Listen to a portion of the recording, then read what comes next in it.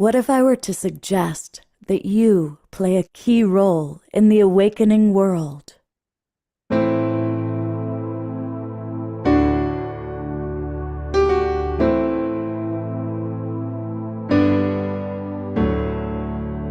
that you are watching this because you have heard the call.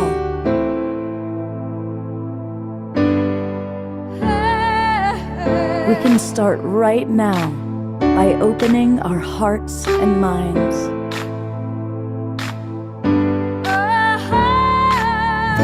Welcome to the awakening world.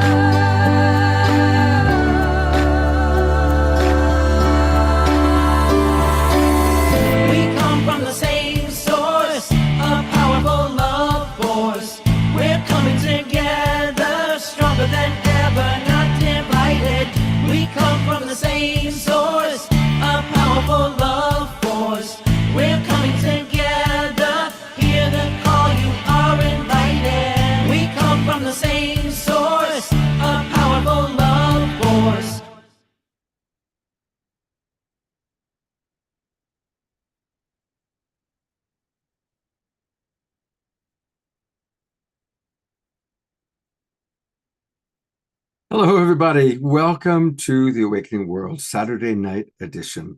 I'm Love Coach Scott Thomas, and I love hosting our show. And as you see behind me, it's World Unity Week. It officially kicked off today with the Solstice Unites, and we're going to show you some highlights of what took place earlier in the day.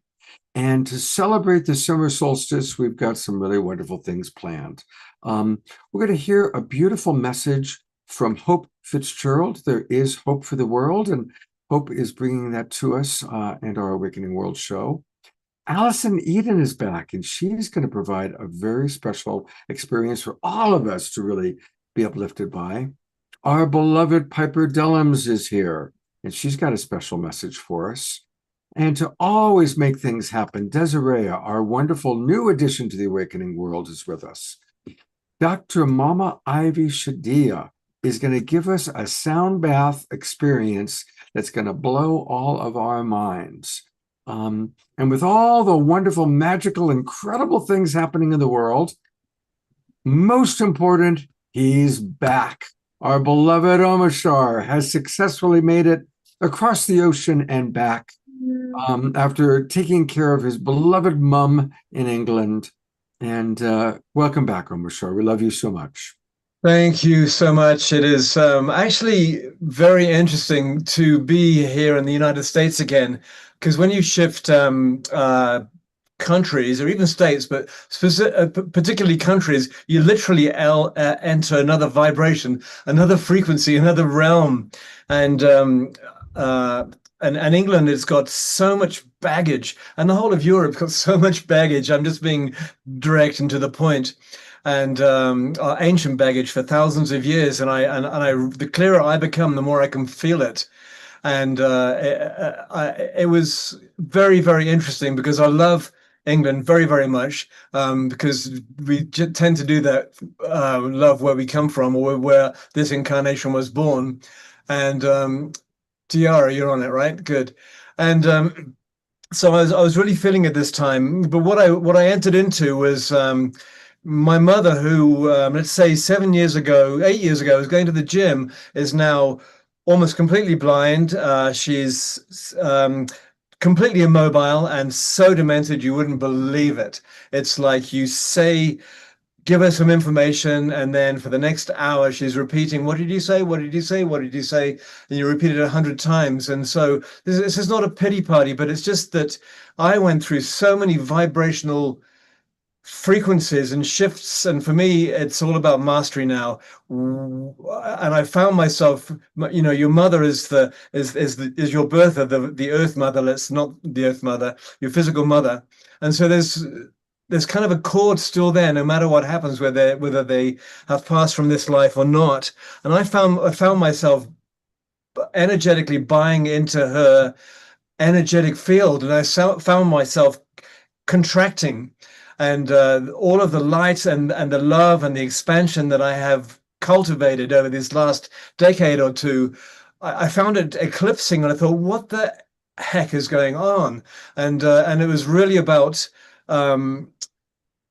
maintaining my integrity, because I found that if I had a thought form that I need to protect myself from the energy field of someone else, that's a push and pull, and that makes you go even further into that energy field. And so what I do was I go out for a 2-hour walk in nature every day along the River Avon next to the Shakespeare Theatre with the ducks and the swans and all of that beauty. And then juxtaposed with that was with all of the, there's houses in Stratford upon Avon from 1500, 1400, 1600, and all, I was noticing all of it. So basically it was mastery for me. How do I maintain this integrity whilst I'm feeling this incredible passion and compassion and empathy for my mother, and feeling absolutely devastated watching her go from literally from a person that went to the gym 7 years ago to somebody who's now can't even walk out of a chair, and all of that.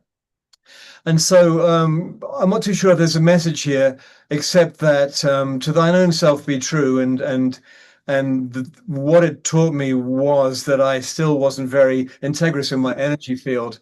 What it taught me was the absolute amazingly deep connection I had with my mother and the lineage of all mothers back through time, because we're finding out now that that's where the true power is. What a concept. And but I left her the night before last, and I thought that she was going to pass when I was there. She did not, obviously. What I say is that she's still alive, but she's not kicking.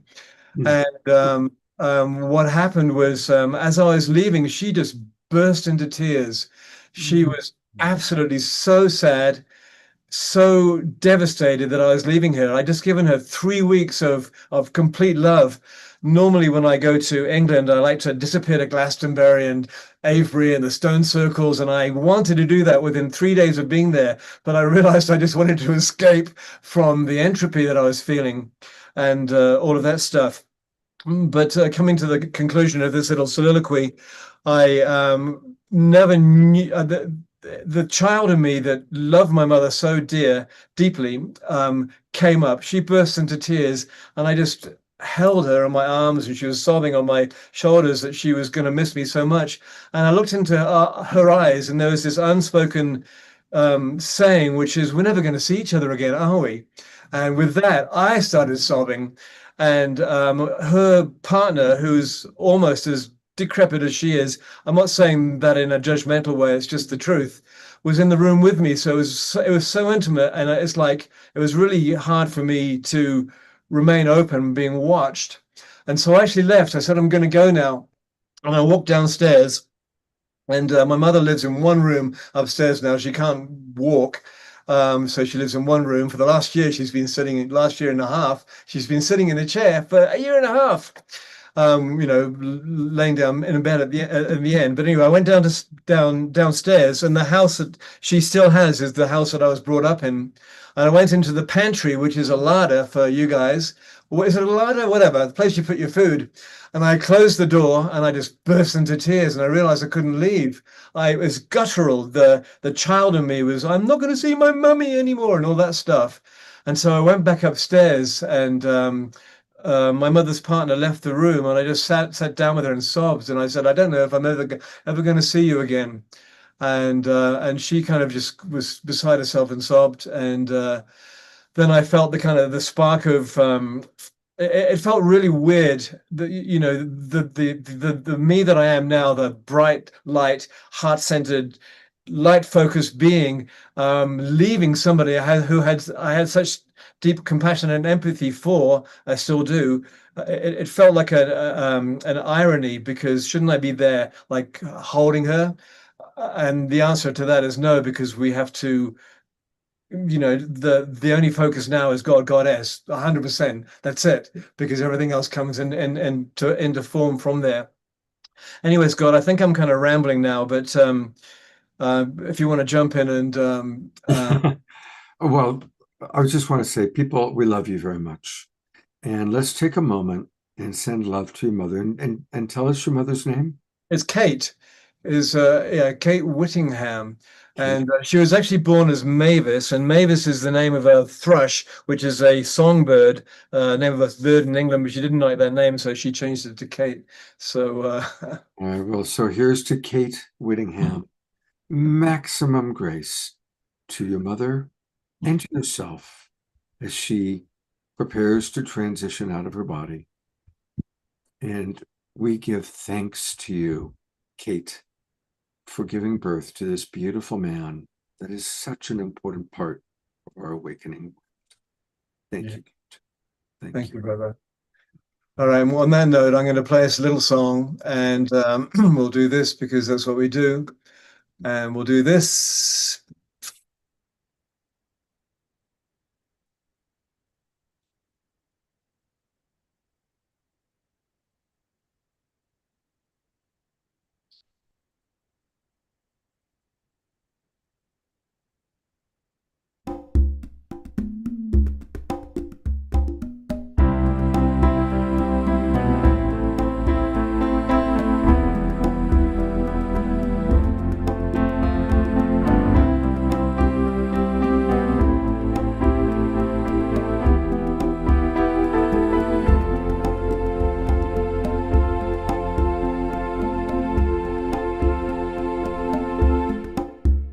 I am with you here inside.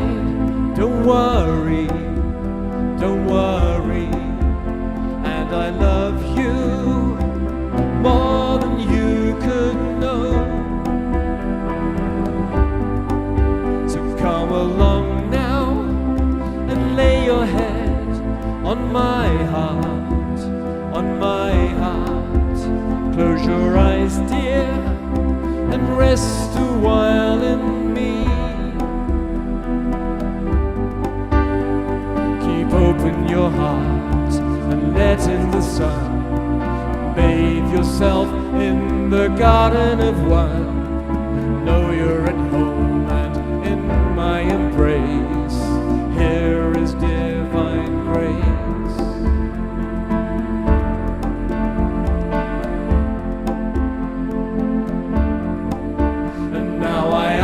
You to take a step towards me, toward me. I can feel you longing to be home.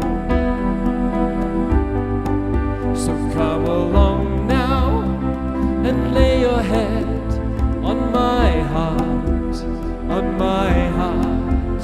Close your eyes, dear, and rest a while in me.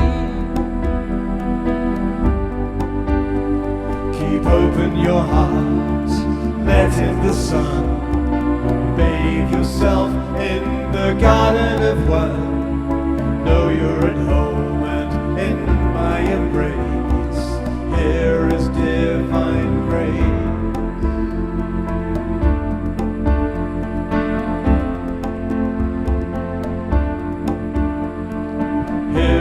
Divine grace.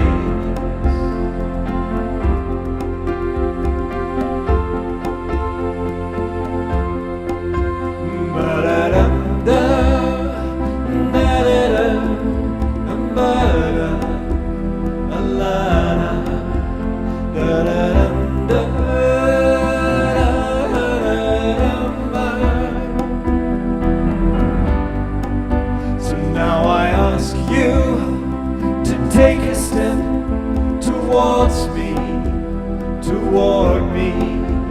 I can feel you longing to be home. Keep open your heart, let in the sun. Bathe yourself in the garden of one. Know you're at home and in my embrace. Here is divine grace.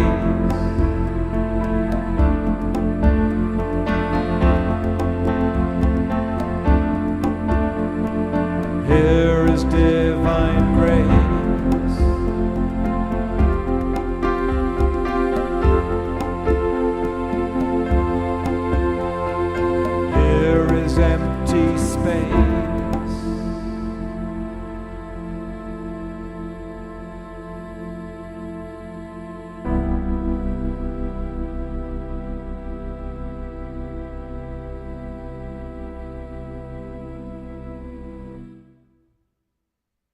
Welcome back, beautiful, beloved Omar Shah. It's so good to have you back with us. Thank you. You are so welcome. It feels like home, brother. Thank you. This is certainly your online Cosmic Awakening World home for sure. We love you very much. Thank you. And of course, we'll hear more from Omar Shah and lots of beautiful comments. Speaking of beautiful comments, I do want to read some of what came in. And for those of you who came in a little bit later, I asked our Zoom room audience to put into the chat box some of their thoughts about truth, beauty, and goodness. That's the theme of World Unity Week, and it's the theme of tonight's show, and maybe even the theme for this summer. So I'm going to read a few things. Yes, Sherry Anderson, it was great to see both LaFranc sisters live from Canada. Just as they were tuning in, I popped them on to the camera, so it's good to see both Charlotte. I only see Charlotte right now. There she is. Charlotte, I've got the camera on you. We love you. Okay. So some of the comments that have come in. I'm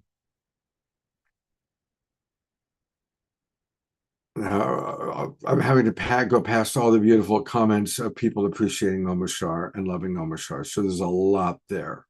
All right, here we go.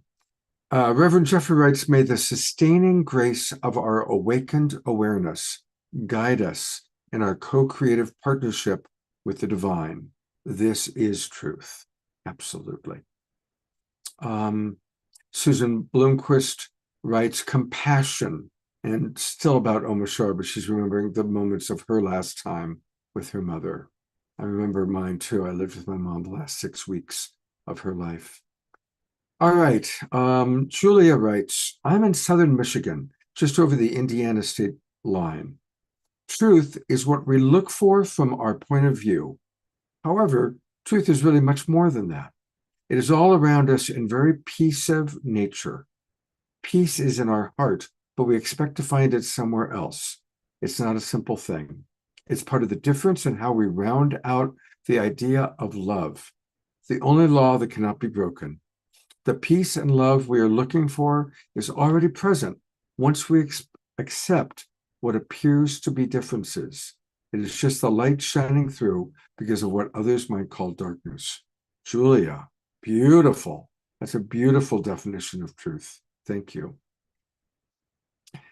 Dorina Joy from Ecuador reminding us that it is International Yoga Day and Baby Boomers Recognition Day. I am a baby boomer right in the middle of the baby boom generation. I'm literally in the exact middle.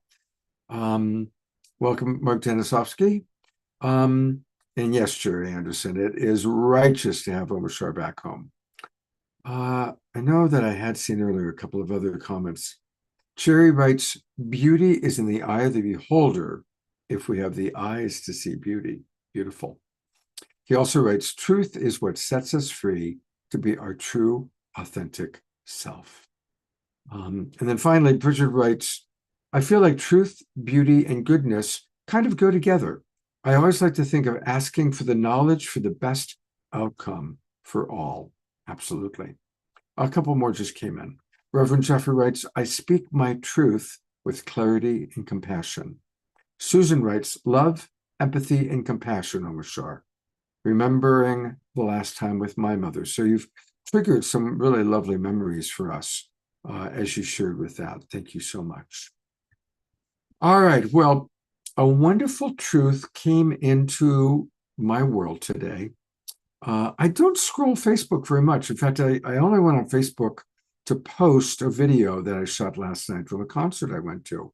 But thank goodness, the very first thing that came up in my little algorithm was a beautiful channeling from Hope Fitzgerald. Just beautiful. And as I read it, I thought to myself, this is what we all need to hear. I want to share it on the Awakening World tonight. So I texted Hope and asked her if I could share it tonight, and she generously said yes. And then a little light bulb went off of that. Well, rather me saying it, I wonder if Hope can do it. And she agreed, even though she's on the East Coast and she's got family and relatives. So there is hope in the world. And now there is hope in the Awakening World Zoom room. Of course, we've had her on the show several times. She collaborates with Gary Malkin. She collaborates with Alan Steinfeld. She is going to be one of the featured presenters. They're doing an entire program just with Hope on World Unity Week this week. So I'm honored to have you back with us, Hope. Thank you.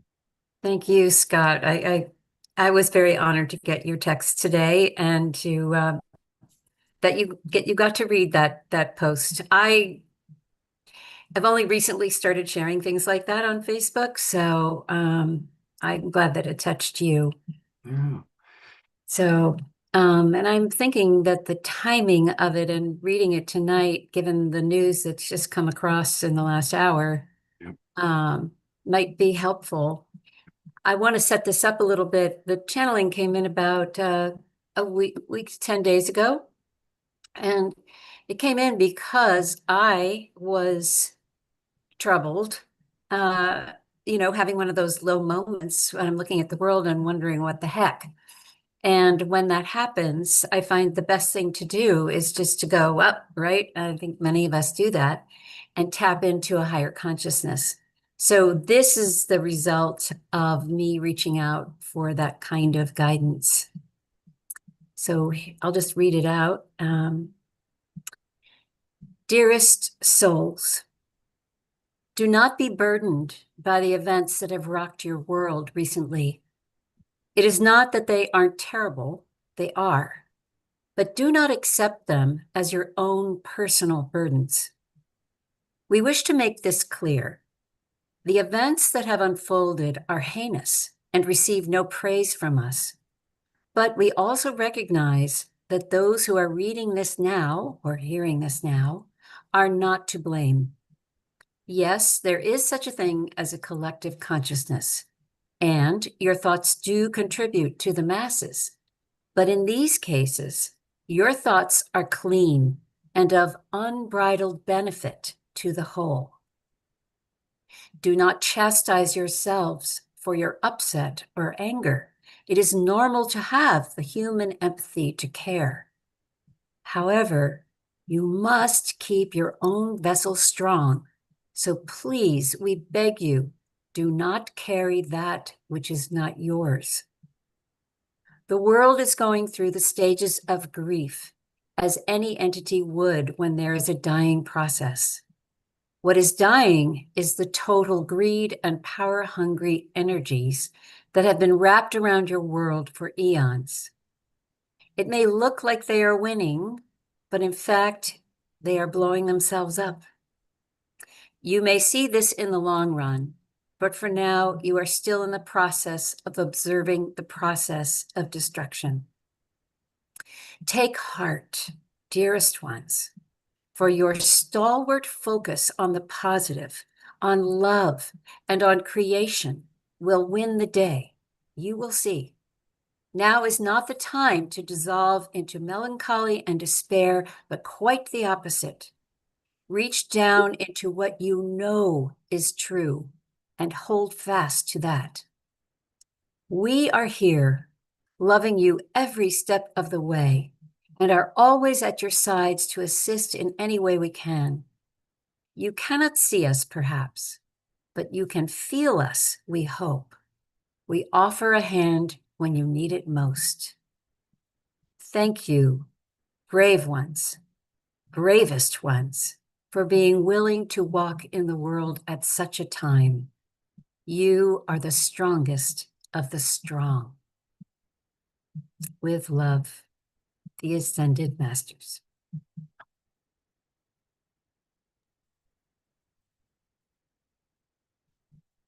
I'm going to go to gallery view and let's just take that in for a moment.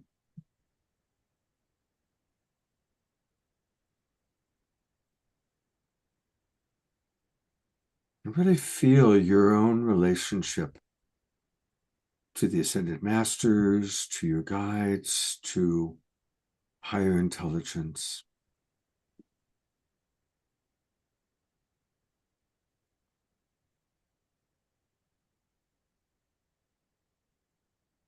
and praying that humanity may awaken as quickly as possible.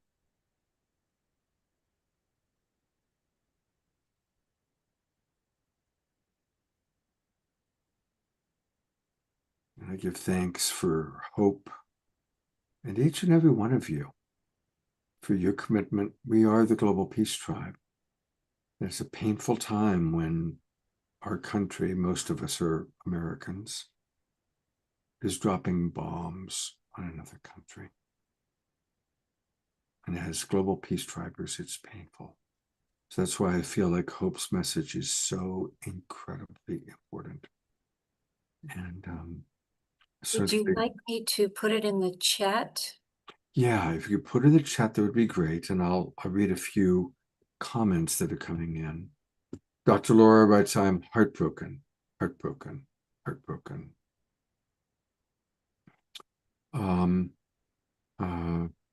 Susan Blomquist writes, thank heaven for that message. Karen writes, I was born in the middle year of baby boom as well. Yeah, I think, Karen, we're the same age. So thank you. Yeah. It's too big for the chat. Okay. If you can break it up, maybe break it up into two halves, perhaps. You know, as we were just doing this little prayer right now, I was really kind of imagining we're right in the middle. Like we've got one foot still in the old 3D world where there's war and the horror of what's going on in the Middle East right now. And we've got another foot in the next world, the world that's coming, heaven on earth. I'm really enjoying my new home, and I've never lived in so much nature before. I've spent weeks in Maui, but actually living every day on 30 acres of incredible land. And I'm really experiencing the whole vibration of heaven on earth already is here. And I've heard a lot of spiritual teachers say that it's already here. We just need to raise our vibration to see it and to experience it. And it's hard when we also have to find that balance of having tremendous compassion for the very real suffering that's happening, while also continuing to raise our vibration. And I feel like your message, Hope, really addresses that quite beautifully. Well, it certainly helped my heart when it came through, and every time I read it, it helps me stay aligned and remember where to put my focus. I mean, this is one of the things that I have been really broadcasting as much as I can recently. It's seeing ourselves all as beacons, and what does it take to maintain that beacon-ness, you know? And this message is just reinforcing that idea. So it's not easy. It's for the strongest of the strong, and that's, I guess, who we are. Yeah, I loved that. That's what they said. We are the strongest of the strong. And that is important to hear that, because there's traditionally this idea that people that are, are about peace are weak, because we're not going off to war, so there's that myth, Hope, I'd love for you to tell us a little bit more about what you're up to. Her website is spreadinfinitehope.com, and she's, of course, always doing wonderful, magical things. What would you like to point out to our audience tonight, that ways that we can connect with you? Well, I do a Monday program every week. It's at 7:30 p.m. Eastern time, and often there's a free channeled meditation involved, but I mix it up. There are different offerings that I have every Monday. And we have quite a lovely community that's built up over the years, much like you, Scott. I started it during COVID as just a way to do something, connect with people. And over all these years, it's really become a lovely thing.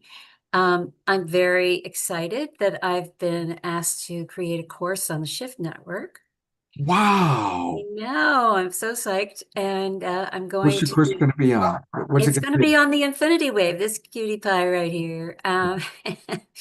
So that's starting in September on the 18th. And so I'm really head down working on that this summer.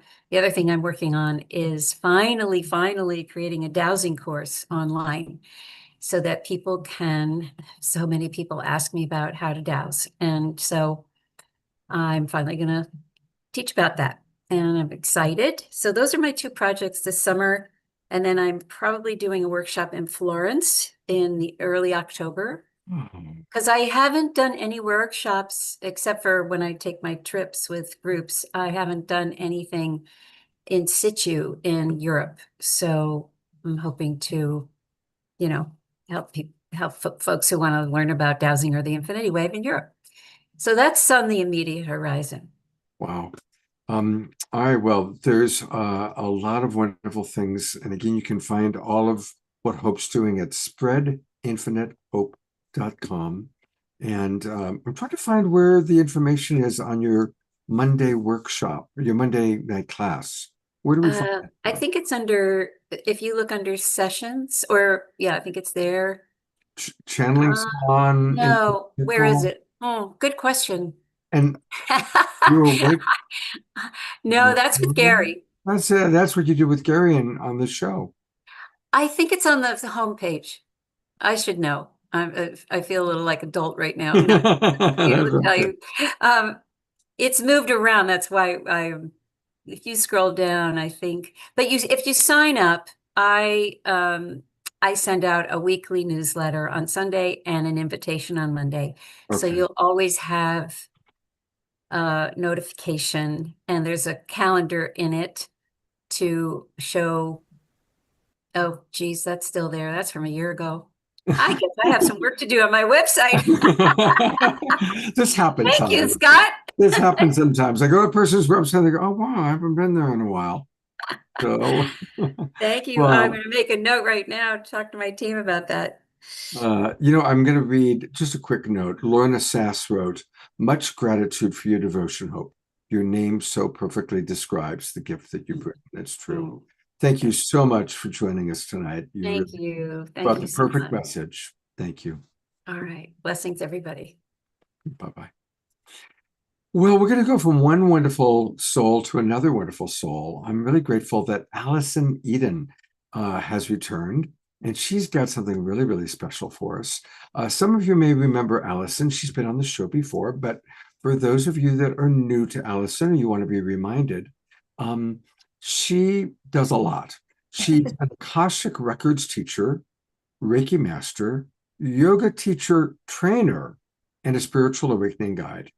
And she has been assisting healers, yogis, empaths, intuitive souls, you guys, us guys, all of us, since 2006. And her whole thing is helping to empower us to awaken to our true divine nature, to activate our soul gifts. She does trainings, workshops, retreats globally and online. She also does one-on-one healing sessions.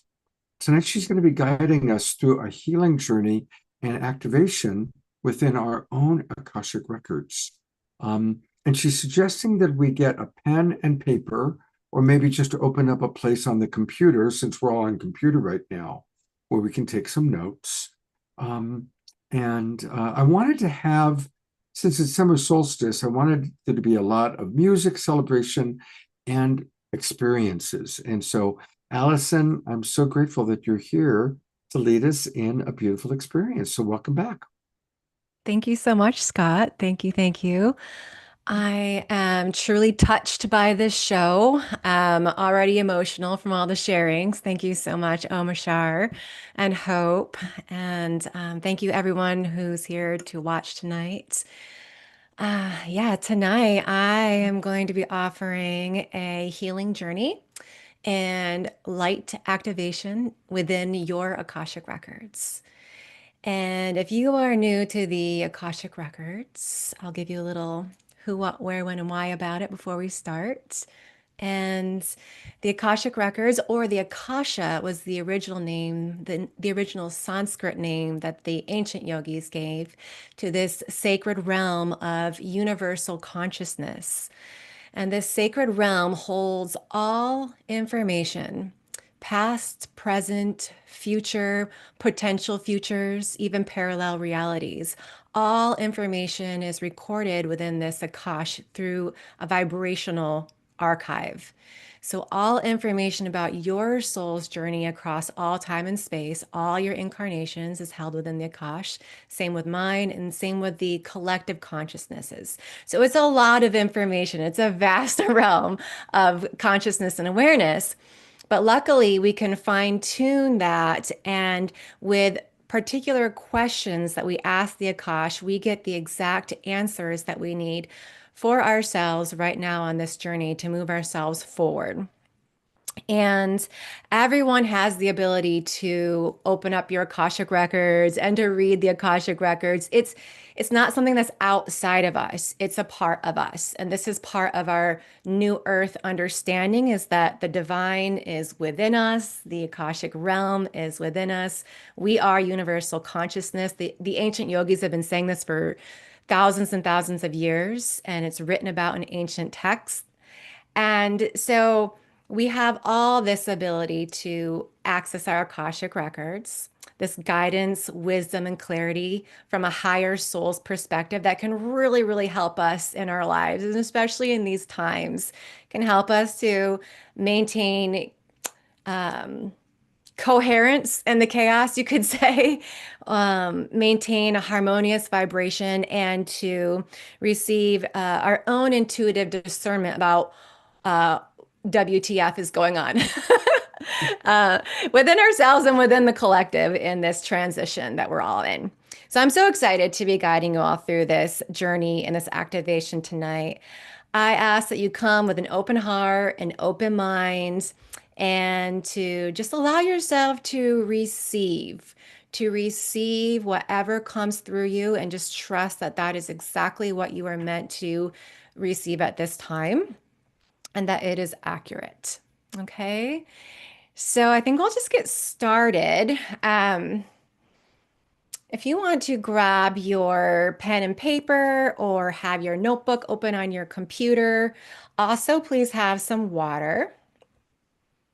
And my intention is that each of you receive exactly what you need from the Akashic realm tonight for your healing, for higher guidance, and what is needed for you most at this time for your highest good.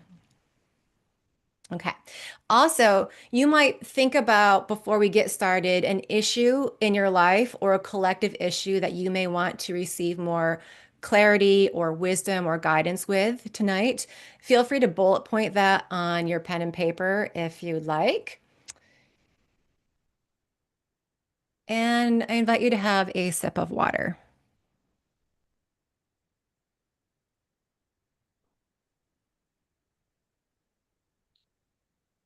Okay, my friends, let's get started. I invite you to relax your hands and to sit tall through your spine. Close the eyes and take a few deep breaths. Perhaps inhaling through the nose and exhaling through your mouth.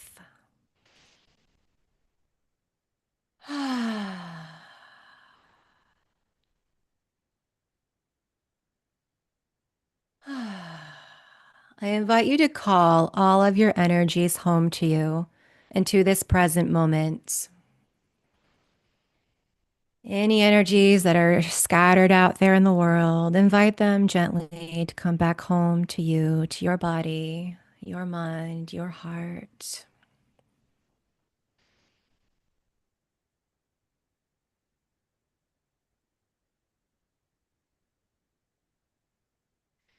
And from here, I invite you to bring attention to your feet.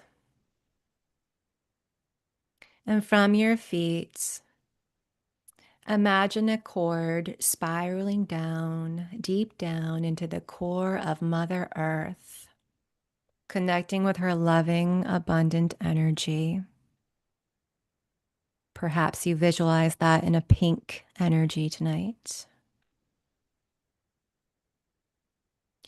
And then allow this pink, loving, abundant energy of Mother Gaia to return up that cord into your being, into your body, giving you exactly what you need tonight.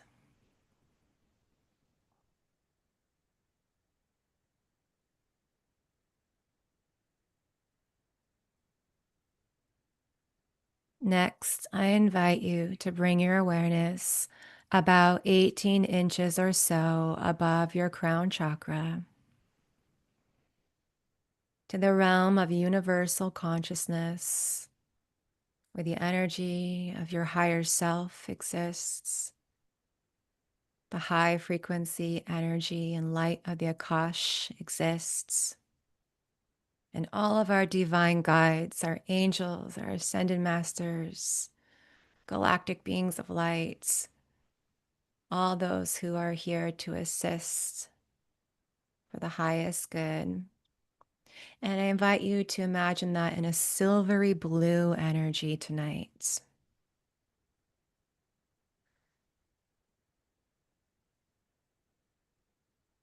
Allow this silvery blue energy to spiral down into your crown, further into your third eye, down into your throat chakra, down into your heart, your solar plexus, giving you what you need, your sacral chakra,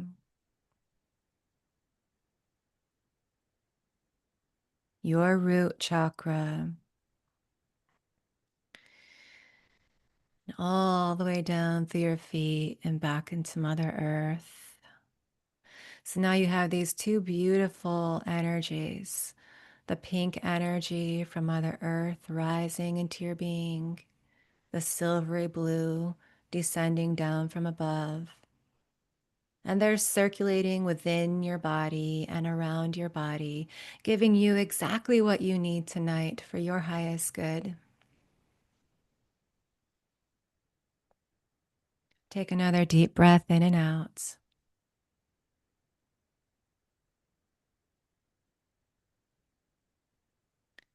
If there's any thoughts in the mind, I invite you to gather them and lower them down into your heart space, centering yourself within the heart.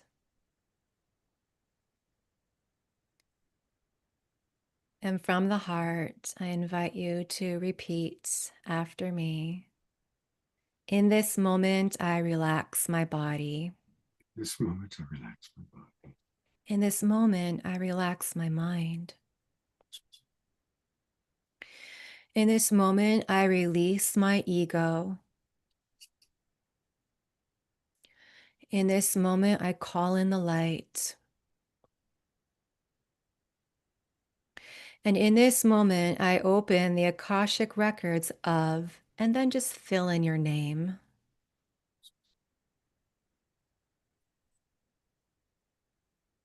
The records are now open.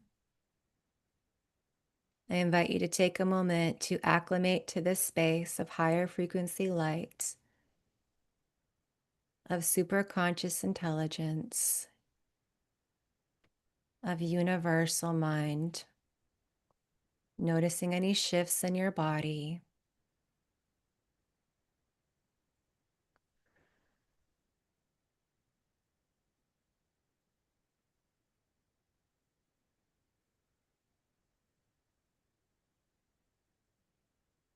And from here, I now invite you to bring forth the issue that you would like more clarity, more guidance, or more wisdom on in your life at this time.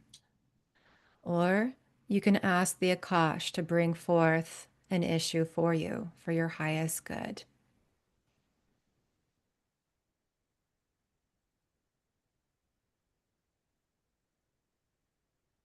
And keeping your breath flowing, intend to receive this information and energy that supports you with this issue.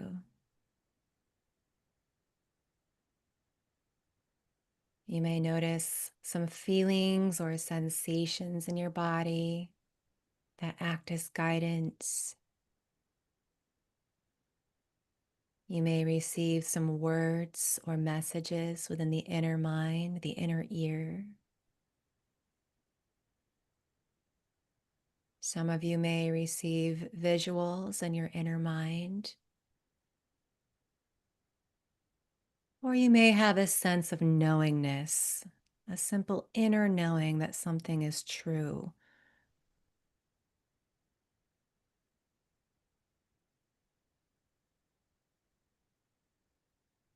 I invite you to relax and to receive these impressions, trusting that whatever you receive is perfect, accurate, pertains to your life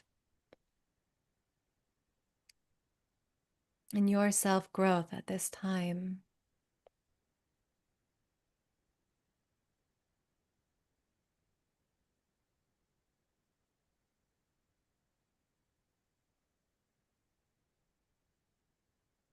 You may ask specific questions. For example, what is this issue teaching me at this time? What do I need to know?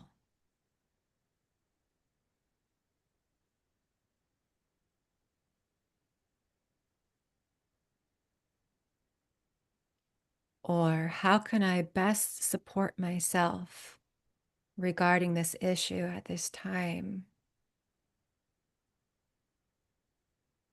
We invite the Akashic information with these questions, so feel free to repeat them.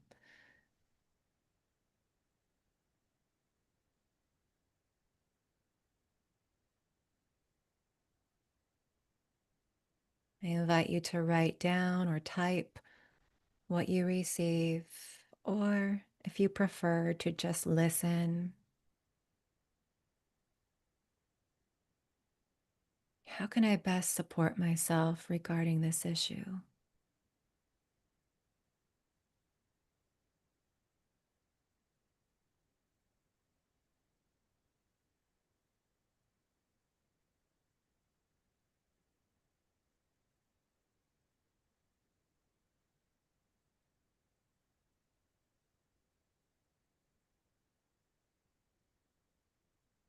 What wisdom is there to gain?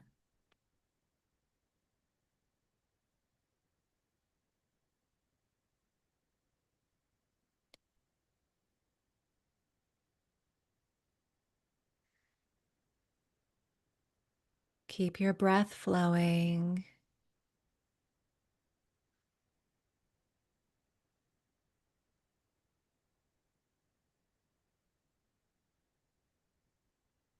Once again, trusting that whatever you receive is perfect.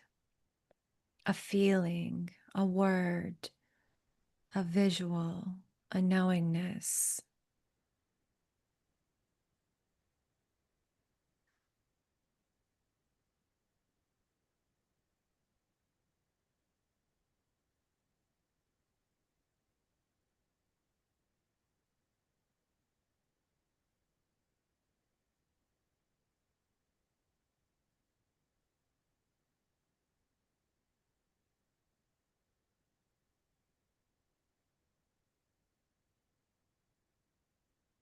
And if there are any other questions you want to ask the Akash, please do so at this time.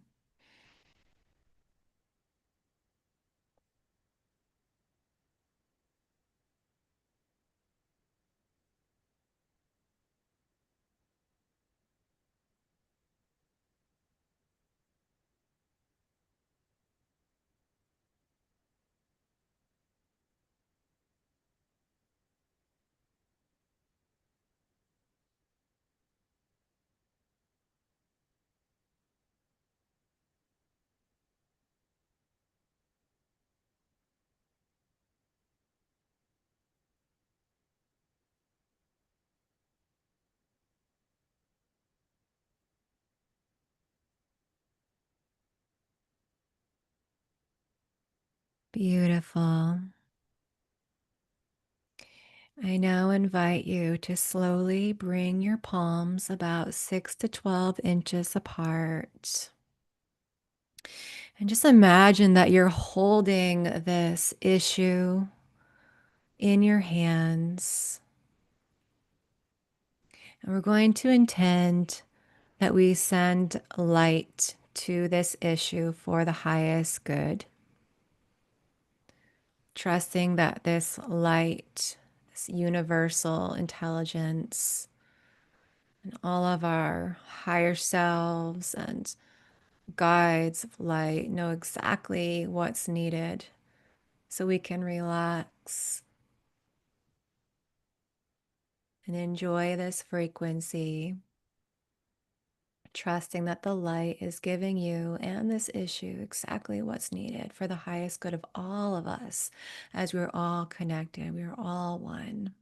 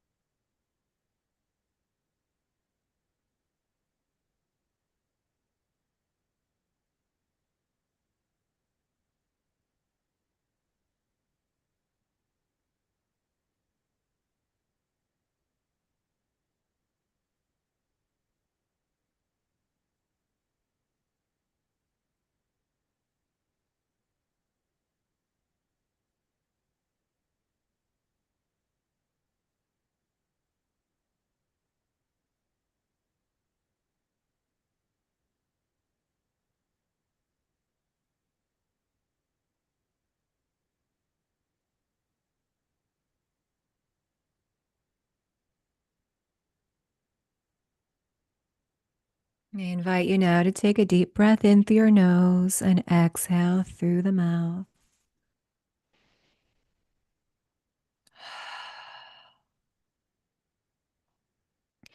And to slowly draw the palms together in front of your heart space.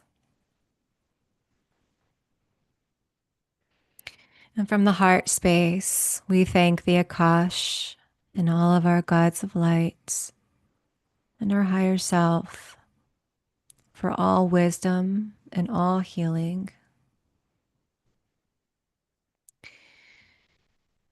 The records are now closed. The records are now closed.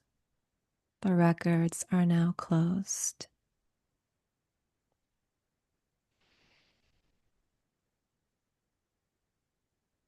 And just allow yourself a moment to feel, or perhaps write any insights, or even in the chat, feel free to write how you feel or any insights that came through, as it's helpful for all of us. We're all connected. Also know that insights may come through later on, tonight, tomorrow, a few days from now. It's all perfectly and divinely orchestrated by the higher self. I also invite you to stretch, have some water, slowly come back. That was so beautiful, everybody. My goodness. Well, I would like to invite people to put in the chat box any inspirations or things that came through, and I'll read some. If any of you are on camera and you want to share for a minute, just click raise your hand like I just did. But giving you a few minutes to do that, I want to chat with Allison for a moment. Yes, So, please. Allison, when you guide us, do you get insights for yourself? I do. So I have to set an extra intention for that. As mostly I'm opening up to the frequency of the Akash and the intention to hold the space for you. But I do ask, like, for example, I ask to give myself a little bit of information tonight, like, how can I best assist you guys? And they just kept saying, relax and receive, relax and receive. So, yeah, a little bit when I'm guiding, but I do have a personal practice of going into the Akash where I get a lot more Yeah. and very, very powerful. And tell me a little bit about the work that you do with people, the private Sure. session work that you do. Yeah, so the one-on-one work is currently we go into your Akashic records and you bring forth the questions that you want clarity on in your life. And so I'll go in and read the Akashic records for that person, although they do tend to receive some insight themselves. And if it's deemed necessary by the intuition, then we'll do an extra Akashic clearing, which is similar to what I guided you all together at the end, where you hold light to the issue, which brings high frequency energy healing. And what I like about the Akashic records is, like, I've been a Reiki master for many, many years as well. And you kind of get both. Anytime you open up the Akashic records, there's an instantaneous and automatic Reiki healing that happens, as well as information that comes through. And so I like it. You get both. And so those are the one-on-ones. I also do straight up Reiki energy healing and psychic surgery. And I also teach these techniques to others as well, which is very satisfying for me to help people and empower them to, one, know that these gifts are here and available, direct them toward it. And then from there, they just take off. It's like, it's already within us, the divine light and all this healing energy and this guidance. It's already within us. If you can just say, like, look here, then they take it and they go, and it's amazing. Um, and when you do psychic healing, what is maybe give an example of someone you've worked with and how it helped them. It's always interesting to hear like someone you actually did psychic healing with or psychic surgery with. Like, Yeah. yeah. Yeah. Yeah. So psychic surgery is a combination of Reiki and shamanic healing, where I actually lead you through a process first of identifying an issue that you want to heal in your life. And we actually identify that issue in the body. So I ask you a series of questions, and then I go in and I start asking Reiki to flow. And then what happens is I can feel, I can see, and I hear where to put the Reiki energy and when it has actually shifted, when it's moved. Also, I'll see various layers of the trauma that is causing that block or that issue. So, for example, one of the last women I was working with, I'm working on her. We went through that whole initial process. Now I'm in there doing the Reiki and I'm seeing her locked behind a closed door. And she started crying because she was locked behind a closed door when she was a child. So I see just different layers of things and I'll just share them as they come through. But it is this kind of just like an extra intention when you're working with Reiki to help heal these different layers of blockages and people. Of course, they bring their own intention. And then I use my clear senses. So sometimes I just feel the shift when the thing is moved, or I'll see the shift with a color in my eye, like I'll get a purple or a white when it's like, ah, okay, it's ready, it's done. Or I'll hear the message, go here, go there. And it's really cool because it's this back and forth. I'm like, I can see the energy now moving to your head, or now it's moving to your knee. And they're like, yes, it's going there. So we do have a little bit of conversation back and forth too. And we just slowly bring the energy to those spaces. And what's meant to heal that day will heal. Um, so yeah, it's another powerful form of Reiki, where you're actually going in and pulling things out, pulling things out, pulling things out. Of course, it's guided by the higher self and the divine, what's ready to be pulled out. So it's not like my will. They bring the intention, and I ask for the higher self and the higher energies to do the work. And that's like the crux of all of this, is letting go of our own will and our own ego and allowing the divine to take over. It's beautiful, the work that you do. Thank And you. how did, I mean, it's interesting, the connection between you being a Reiki master and also doing the Akashic Records reading. How did you kind of learn to access these realms and to work with this? What's kind of your background? Yeah, the two go hand in hand, but I've been in communication with the angelic realm since I was probably about four. Actually, I have pre-verbal memories of it too, but direct communication since I was about 4 or 5. I would hear the angels speaking. Once I started Reiki, I would automatically receive information from the Akashic realm on my clients. A lot of that was, and it still is, it's kind of like my area, my specialty is galactic information. So I would just receive information without even trying, no prompts, that this person is, for example, a Pleiadian, or this one is an angelic, or this one's from Orion. And this was before I had any idea of what these realms were. But I just went with it. And I taught Reiki for many, many years. I taught intuition for many years. And it wasn't until about 5 years ago when I started selecting the Akashic Records and teaching the Akashic Records specifically, although we talked a lot about it in Reiki, because that's what the guides are telling me to do. They're saying it's time for your people and in, I guess, the world to learn more about this and sort of reinitiate and bring back a practice that's been around for a long time. But maybe give it some new life, some new energy, and bring it more into the forefront, just like I've been doing with Reiki for so long. Wow.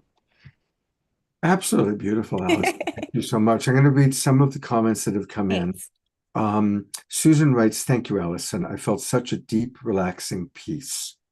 Mm. Barbara says, "I just received the knowing that I'm here for this moment to do my part to bring and support peace among people." As it turns out, she's scheduled tomorrow afternoon to co-moderate a webinar for national and regional leaders in Veterans for Peace. So perfect timing for Barbara. Beautiful. Christy Michaels writes, "For my issue, I saw a beautiful rose orb and it surrounded my issue, filling it with love." Beautiful. Carol Craig writes, "Allison, you have a very soothing delivery and your voice is almost mesmerizing to my frequency." Dr. Ivy Shadia, who's going to be up next, writes, "I saw to learn the lessons and never have to experience the same trauma, stress, or discomfort." Gorgeous. Scotty Satori writes, "Mahalo nui loa, Alice." Mahalo nui loa. Carol Aloha Craig. kehekua. And finally, Carol Craig writes, "This was an awesome energy transmission. I felt the pulsing between my hands at the end, throbbing and pulsing. Namaste, and thank you, Allison." Oh, namaste. Thank you for sharing, everybody. Yeah. All right, well, to find out more about Allison, her website's easy. It's her name, Allison with 2 L's. I learned that the hard way this week. I apologize. You got it. With 1 L. It's Allison with 2 L's, Eaton, EATON.com. And definitely subscribe so you can receive a free, look at this, a wonderful, is this a video that I'm going to get? This is a guided chakra balancing meditation. It is a video. Yes. Wonderful. All right. So Yeah, please come on and get I it. just signed up. So if you go to AllisonEaton.com, you get that. But let's go back to her main page. And that's where you can learn. And you've got a course. I put it into the chat box. You're going to be teaching a course coming up for people to learn some of your skills. So tell us a little bit about that. Yeah, so in October, I have an Akashic Records certification retreat near Capitol Reef, Utah, Sacred Land, Sacred Energy Vortex, where you will be certified as an Akashic Records level 1 and 2 practitioner. There'll be yoga, meditation, sound bath, and kirtan, and of course, guided nature hikes around into some sacred sites. So Beautiful. you're all invited. There's no experience necessary to join. All right. Well, you can find all these things by going to AllisonEden.com. We did just get a comment that came in for you, Allison, from Piper. She writes, all light enveloped fields of fertile green grass with red tops blowing on a long open mountain road, carried through light into massive round trees. Pulled into the trees and hearing the tree of life is abundant on your path. You are on the right path. Keep going. It's fertile and fresh and enveloped in light and dusty, and I am alone. Then shadows and smoke that open to a chaotic village, and shadows of people in fear and despair. And I hear that this is what is in the world, but it's not where you should be. You do not belong there. Wow. Wow. Gorgeous, Piper. Thank you for sharing. Yeah. Piper's going to be on the show in a few minutes too. So, Allison, such a blessing. And I hope you'll come back again soon. Oh, I would love to. Thank you. Okay, I great. truly enjoy the vibe here. You were all amazing. Thank you. Thank you, Allison. That was beautiful. Absolutely beautiful. You're welcome. All right. Well, we're going to go from one amazing experience to another amazing experience. What a great show this is. See what happens when Oma Shar comes back? Everything falls together just perfectly. We've got our beloved Dr. You know her by many names, Dr. Mama Ivy, Reverend Shadia, she of many names and many, many talents. You had shared with us, we're going to do a diamond light activation. And you shared in our correspondence that there's a connection between that and the summer solstice. Please share with us a little bit about that. Oh, the diamond life activation is connected to the summer solstice because of the divine cosmic light. And the way that the diamond love activation came to me is when I found myself needing that high vibrational frequency for me. And when that diamond love light of cosmic awareness poured over me, the idea of integrating sound frequency with intentional thought that creates instant manifest, it shifts consciousness instantly. So that is where it came from, the diamond love activation, a sacred vibrational technology that uses intention, sound, breath, aroma, frequency to awaken the indestructible internal love encoded in our souls. I have to find this in my own life because of all the various things that go on in my life, in my practice. And so I was searching for, how do you create that instant connection with the cosmos, the solar intelligence? And that is why it's so connected to the summer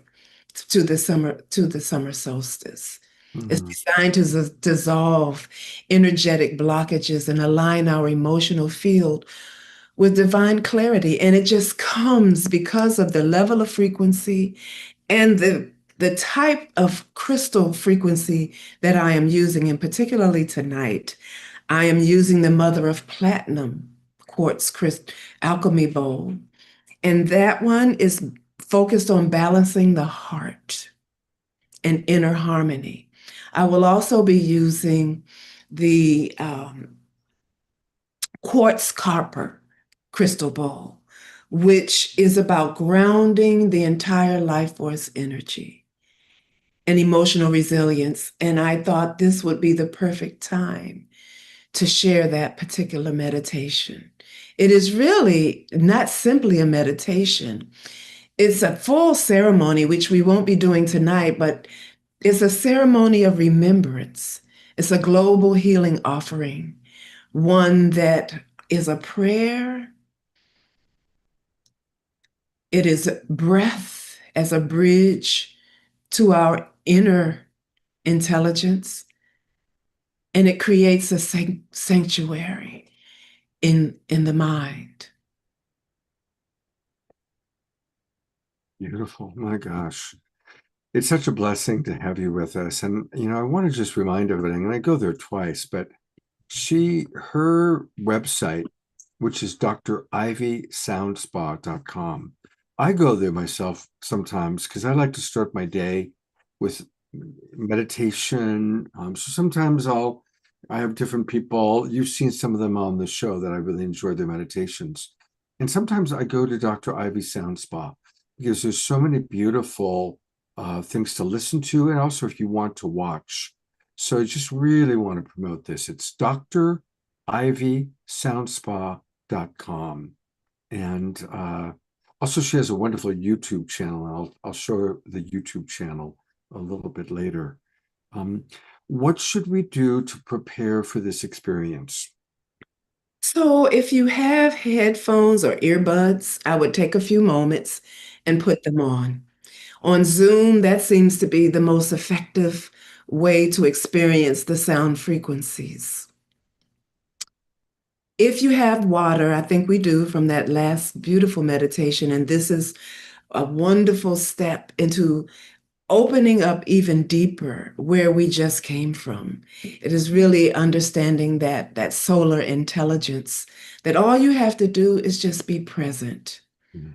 If you have aroma or anointing oil, I would pull that out right now and just anoint your chest, anoint your heart, anoint your throat, and just simply sit and relax in the most comfortable place that you can. If you have a candle, light your candle. And this is the moment of prayer. And we start with the breath. Shall we begin? Yeah, I want to give people a minute to get their candles, get their aromas. Okay. So to give people a minute or two, tell us about, you're going to be the keynote speaker next week at a restorative justice conference. Tell us a little bit about that, because that's very exciting. And while Okay. sharing this, let's hold the vision for it's just going to be, well, maximum grace for her experience there. And that'll give people time to get their candles and do all the things you suggested. That's a wonderful idea. So Bowie State University has a department of restorative justice. They have an institute where they're training individuals on how to use restorative justice to heal the community, to restore harm, and to repair harm, and to teach students how to live in harmony, but also how to bring that back out into the community and encourage healing and building relationships. And I've been teaching restorative justice in governmental agencies, schools, in churches and private organizations, nonprofit organizations now for 25 years. Wow. And so this particular movement, it's called the Restorative Justice Coalition Movement for historically Black colleges around the country. And right now, it seems that under the current administration, that a lot of attention is being given to how do they surround themselves with justice within themselves so that we can make sure that universities and Black colleges stay alive, stay vibrant, and relevant. Wow. Thank you so much. And what's an example of restorative justice in the practical world? Of course, I'm familiar with it because of my background in nonviolent communication. But what's Yes. an example for people that the idea of restorative justice is new? What's a practical application or example of that? Well, in my world, what we teach is a model that is called balanced and restorative justice. With balanced and restorative justice, it includes three pillars where we say that when you build competency, when you build accountability, then you can ensure community safety. And in order to do that, it needs to involve the person who has been harmed, the person that causes harm, and the community that has been impacted by that harm.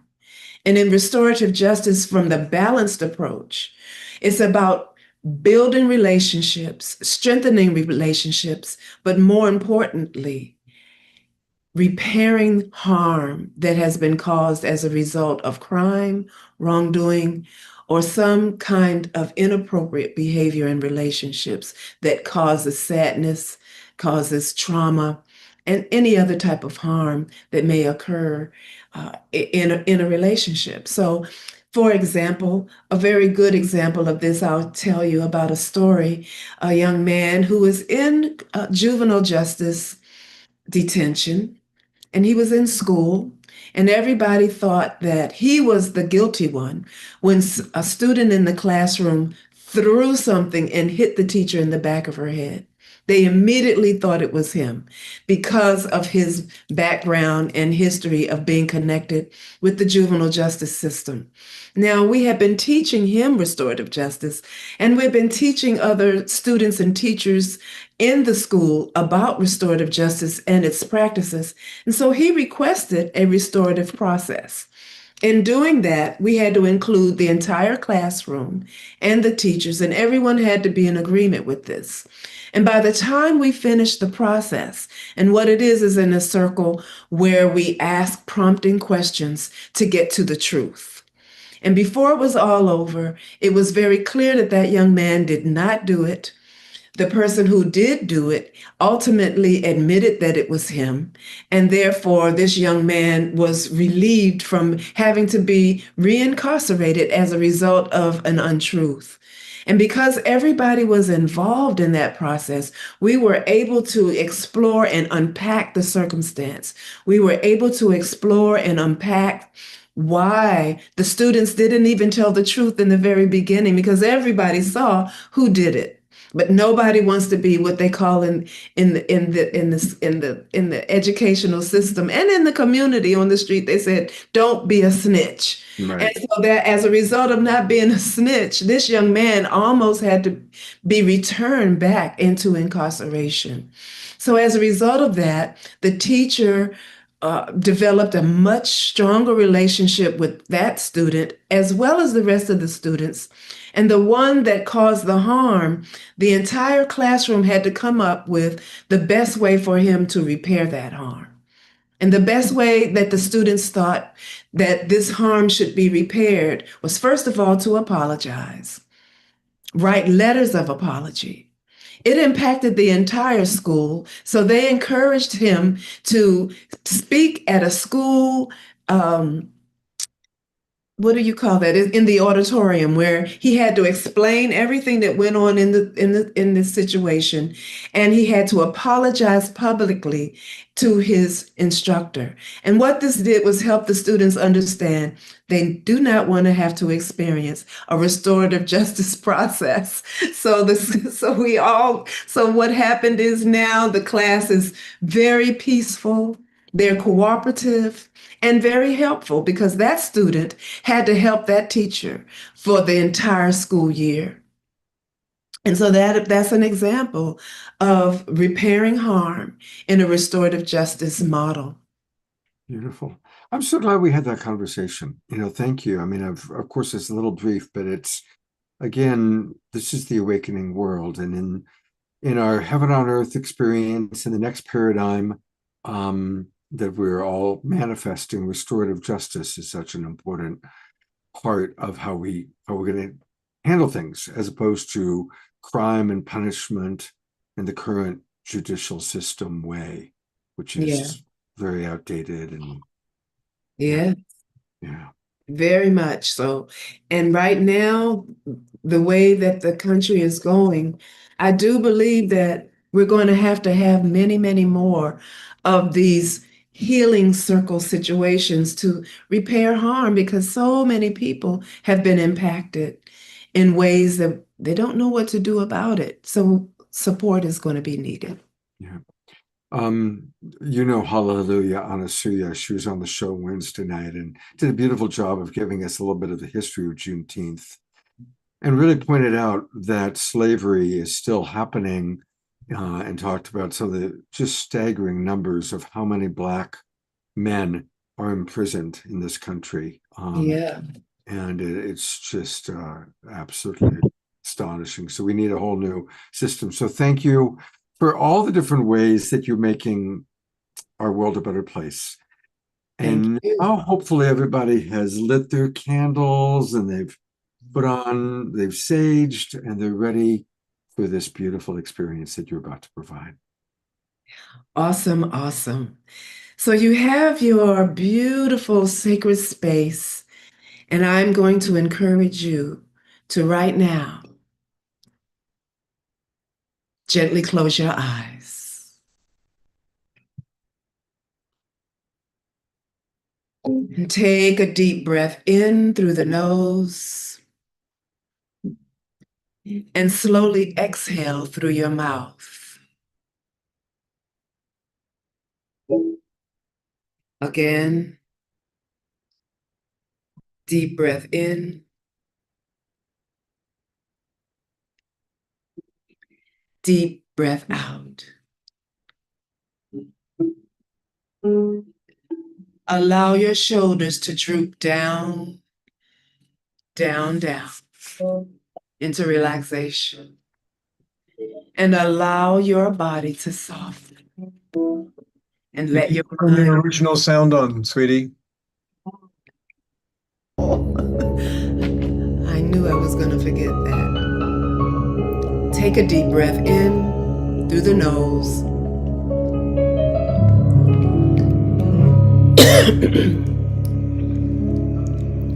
And out through your mouth.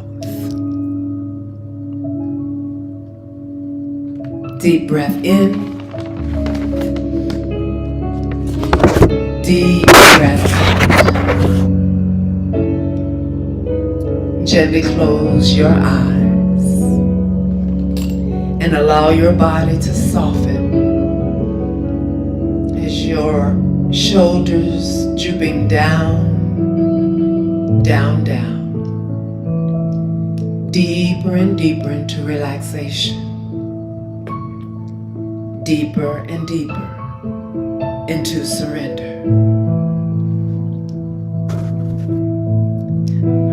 Place your hand on your heart and feel the pulse of your own existence.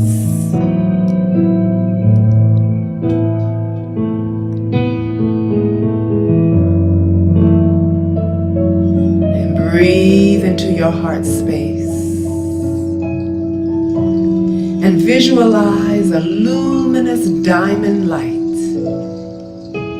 igniting in the center of your chest.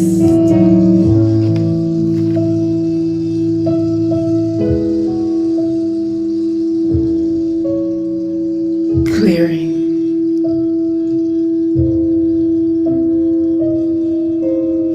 Healing.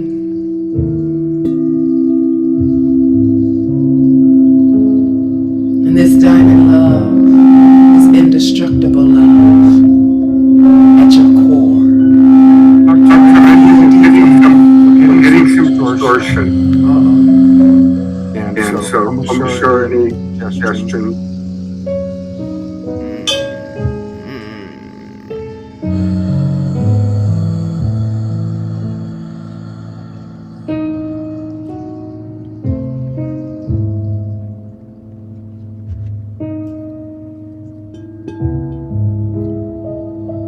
With every inhale, feel the diamond expand in the center of your heart. With every exhale, release old patterns, grief, and fear. And feel the deep love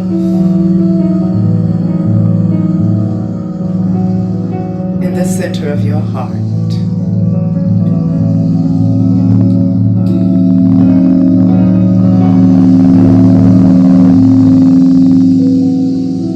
And feel the deep peace.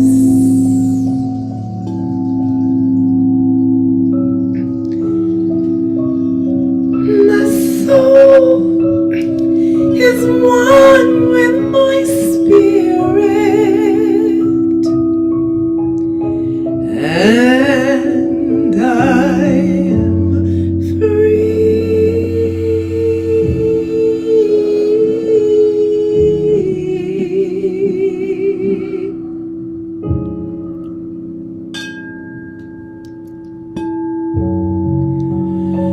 My soul is one with my spirit, and the world is a whole.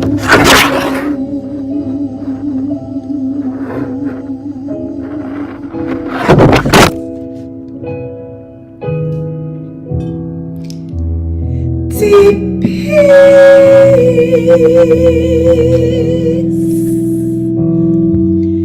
dwells within me.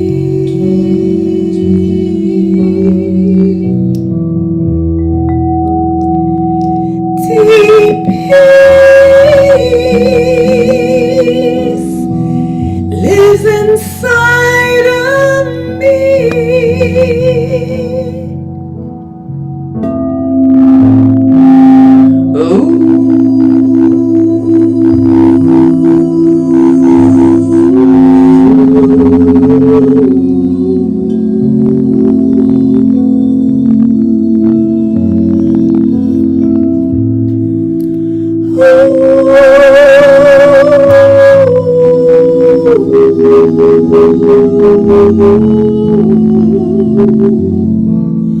I am a radiant vessel of diamond light.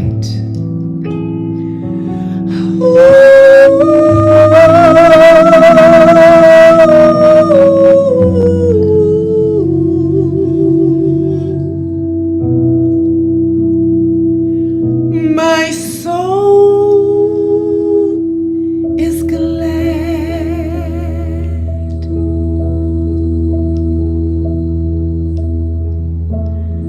I'm at peace with myself. I am lotus light, and I remember who I am. I am lotus light.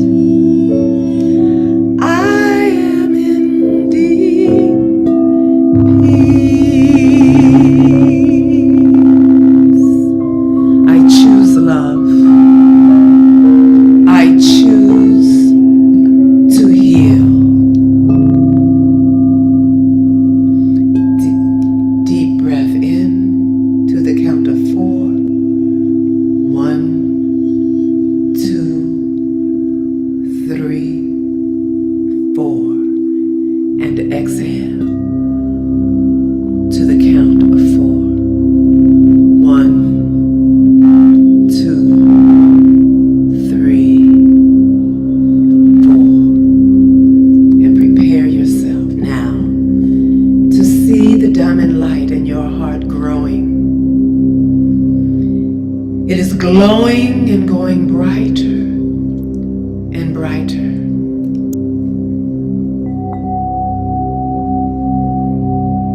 It begins to ripple upward and outward in waves of pure frequency.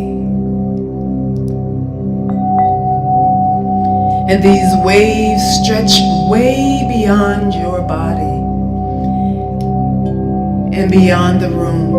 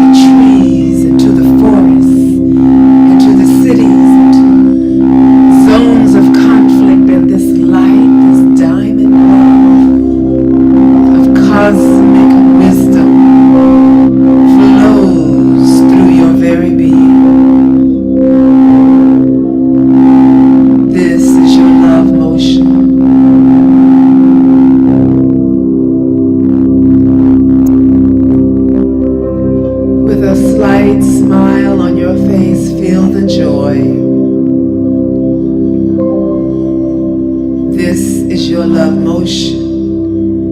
This is planetary coherence.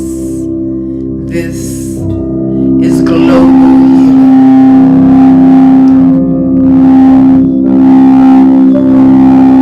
Dr. Ivy, the storytelling can get impossible through your really Okay. um Continue to breathe.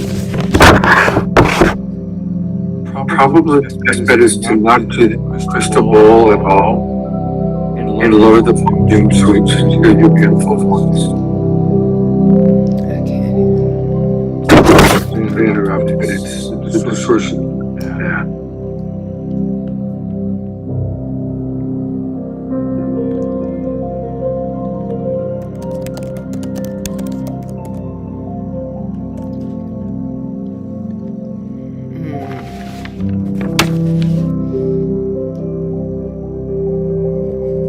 I invite you to settle back in.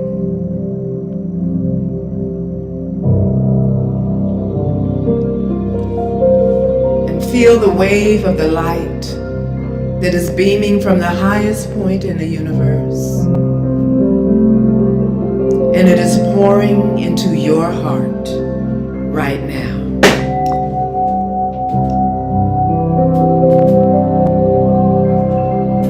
Feel that light flowing into each and every cell of your body. And visualize now millions of hearts igniting one by one and remembering the divine within. And the earth is responding.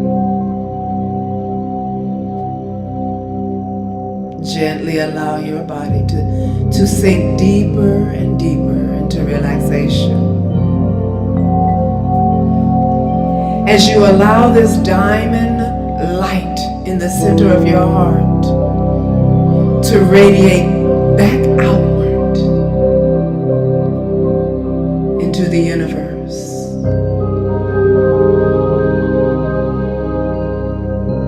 And there you are, floating in the midst of the stars.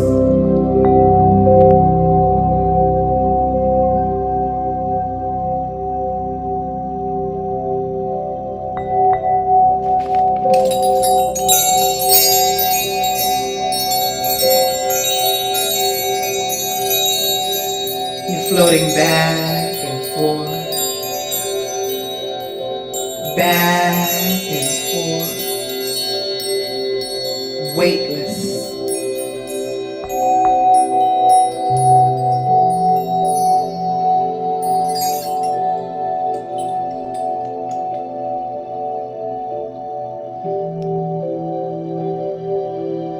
Breathe. And as you are looking up, you see the brightest star pouring into your mind's eye. And there is a message there for you.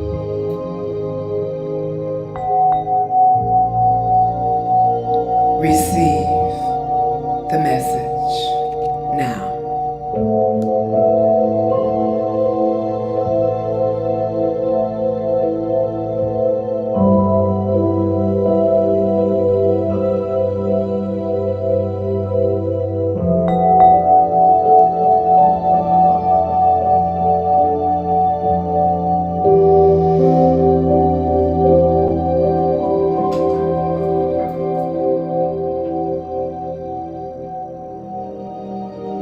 The earth responds.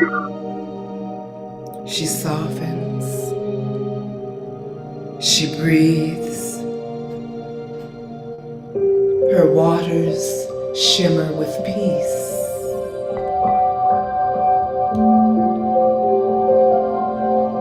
Her skies hum with forgiveness. And her people awaken you feel the joy from the tip of your toes to the crown of your head.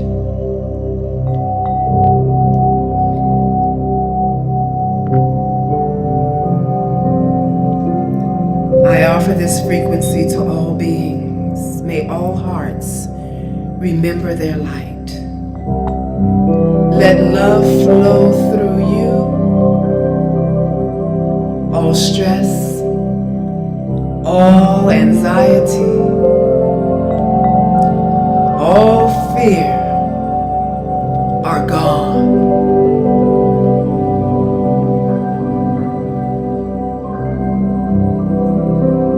And now,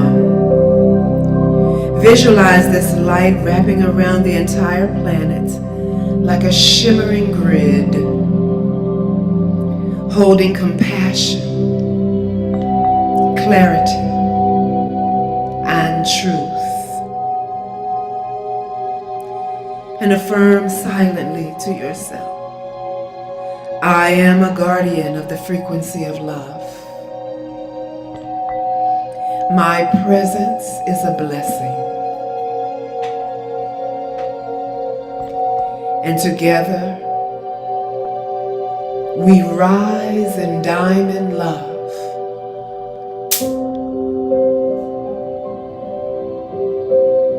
And begin to now bring your awareness back into the womb, wiggling your fingers and your toes, stretching gently.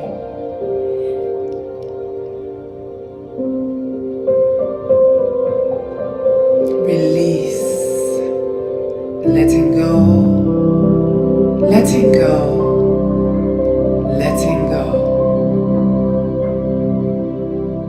Feeling the strength of the diamond love heart. And so it is. And as you enter into the field of diamond love activation, let this vibration ripple through your entire being. Feel that vibration in your auric field as it strengthens and becomes golden light.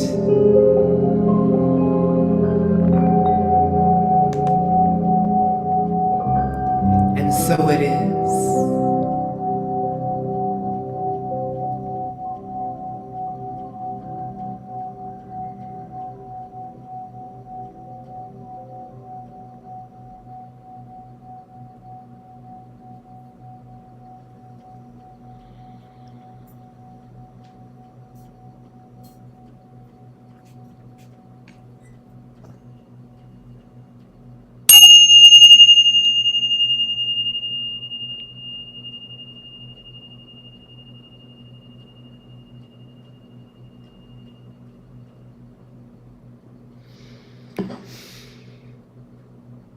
Namaste. Criticality moving, just appreciate all the beautiful energy Dr. Ivy puts puts forward in these presentations. And although the technology is getting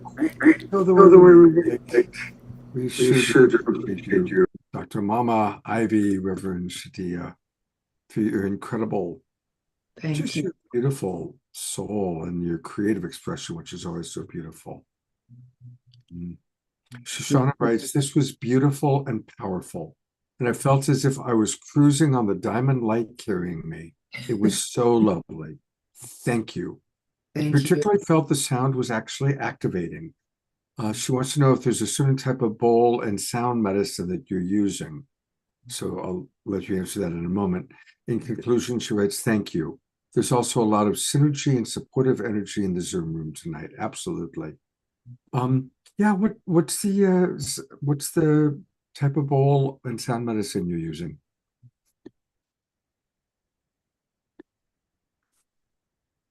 I'm sorry. Oh, we're asking, is there a particular type of crystal bowl that you're using? Yes, there are alchemy bowls And this particular one was made of copper. For some reason tonight, it was not resonating the way we wanted it to on Zoom, but this one is Ocean Gold, Mother of Platinum. Wow. And they're called alchemies. And this one is the Platinum Tall, and it's in the key of F. So we had A, B, and F tonight. Beautiful. Well, I want to thank you so much for your incredible contributions. And again, remember everybody that you can find her wonderful work that, where the sound is always going to sound perfect because it's been perfected on her website, drivysoundspa.com. Okay. And may we all carry this diamond light activation with us throughout this summer solstice, throughout this summer, for those of us in the north, and winter for those of us in the south. And thank you so much. Love you so much. Thank you. I want to take a moment. This is when I'm going to do a little bit of prayer. And we now do prayer every week. And also I have a question. So we're about to start the summer season of the Awakening World. And one of the things that I've noticed, the summer season starts July 1st. So we've got a couple more shows. But I've noticed that during the summertime, it might be advantageous to start our shows later because it's summer, light is out, it's lighter out, people are out doing things. So I'd like to hear, ideally from all of you, because you're in our Zoom room right now, you are our core audience. Do you want to keep the start times at 6 o'clock Pacific, 9 o'clock Eastern? Or would you like to make it a little bit later so you have a little bit more time to do other things? We could move it to a 6:30 start time or a 7 p.m. start time. But I do think that we should choose one and do it for both Wednesdays and Saturdays, because otherwise it's confusing for people. So if people could put into the chat box your preference, if everybody could just put in, I prefer 7, I prefer 6, keep it at 6, I prefer 7. Of course, for East Coasters, a 7 p.m. start is a 10 p.m. start for them. So if everybody could put in their preferences, and hopefully there will be a majority going in one direction or the other. Right now, unfortunately, I'm seeing about half and half. So anyway, everybody put it in, and at the end of the show, I'll kind of add it up and take a look. So looks like we're getting more people wanting to keep it at 6. George wants 7.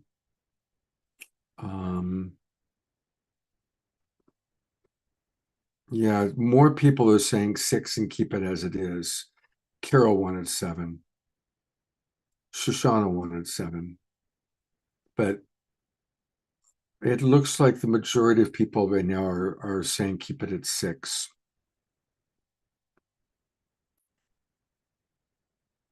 Okay. All right, we're going to keep it at 6 p.m. Thank you. That was very, very helpful. Prayers. Prayers work. We've already talked about Ayada, who we prayed for her son several times on the Awakening World, and he's doing much, much better. And I think Ayada is in the audience with us tonight. So Ayada, if you want to give any kind of an update, just raise your hand, do this little thing, and that'll put you to the front of my screen. And I'll also know that you're wanting to share about how things are going with your son. And tonight, I want us to definitely focus our prayers, at least for starters, on Piper Dellums. Oh, I'm going to bring, we haven't seen much of Desiree. So let's bring her up to share along. Thank you, Desiree. And Desiree did a beautiful sharing of healing for Piper. Piper, I'm going to add you, and maybe do you want to share with the audience a little bit about what's been going on for you, and then we can do a prayer for you, please? Yes, and I just wanted, my best friend and neighbor Barbara's here. She wanted to see you, Scott. And Barbara has literally been an angel in my life. She has actually saved my life, I think, a couple of times. She's laughing about it, but it's actually true.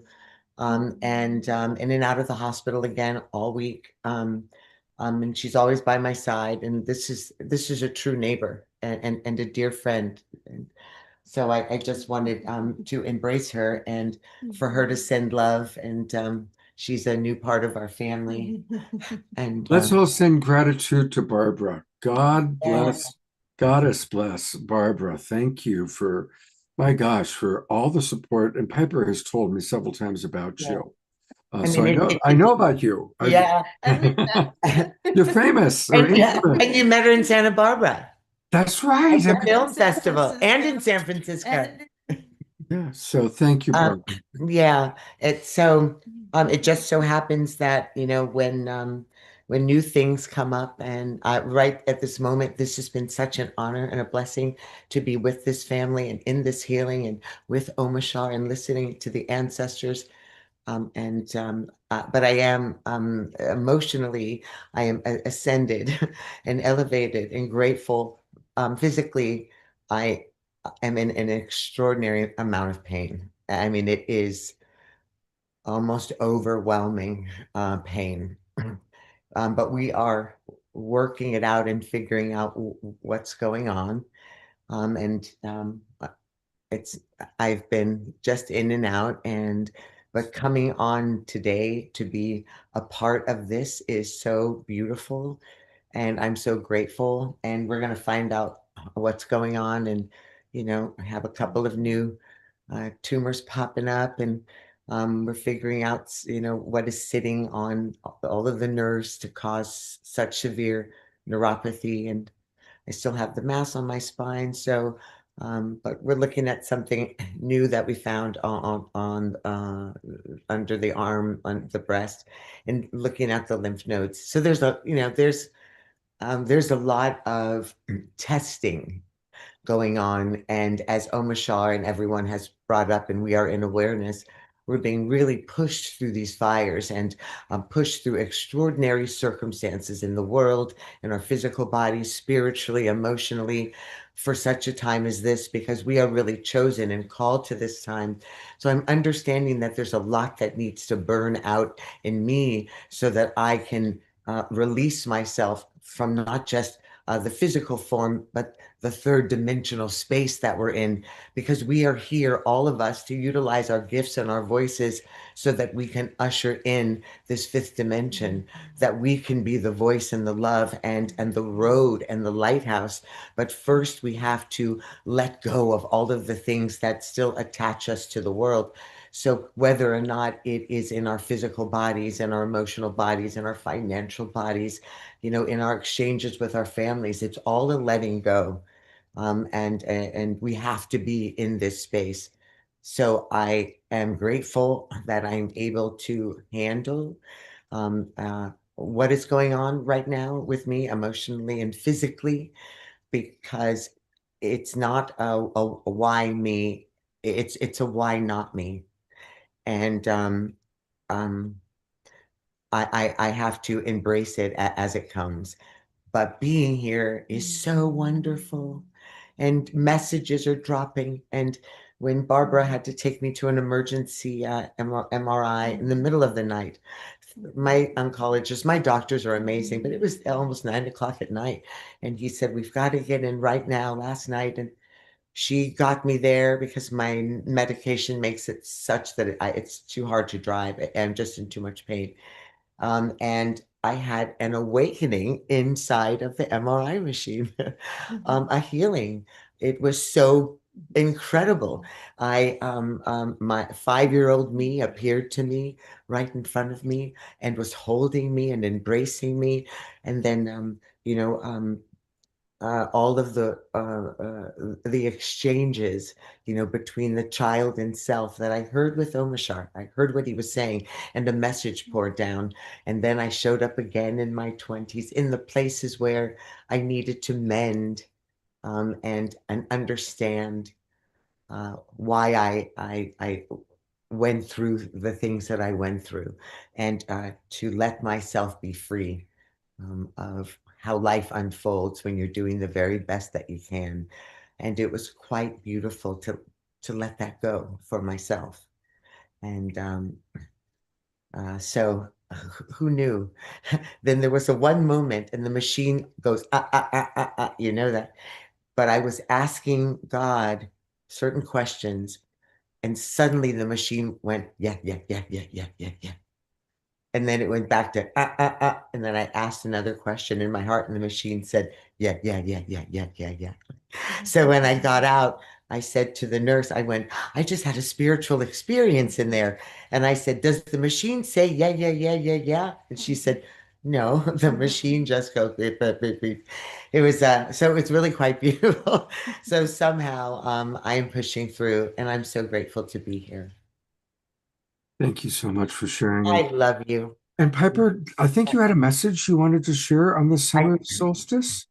I do. I very much do. And it really, I wrote this understanding of it down as we were going through this beautiful journey this evening, just before I share with you the words. So 2 days ago, we honored Juneteenth, the long delayed breath of freedom. And today, on the summer solstice, as light stands still, we remember what has always been. We are one. So this invocation is a braided offering of Black and Indigenous memory, rising with the sun to call forth justice, unity, and peace. We are not the aftermath, we are the beginning. And though this nation attempts to erase our freedoms and bait our every breath, though we awaken in a time of war, surveillance, and silence, we declare this: love will rise through the bloody veil. Truth will not be buried, and the Creator shall birth a new world through us.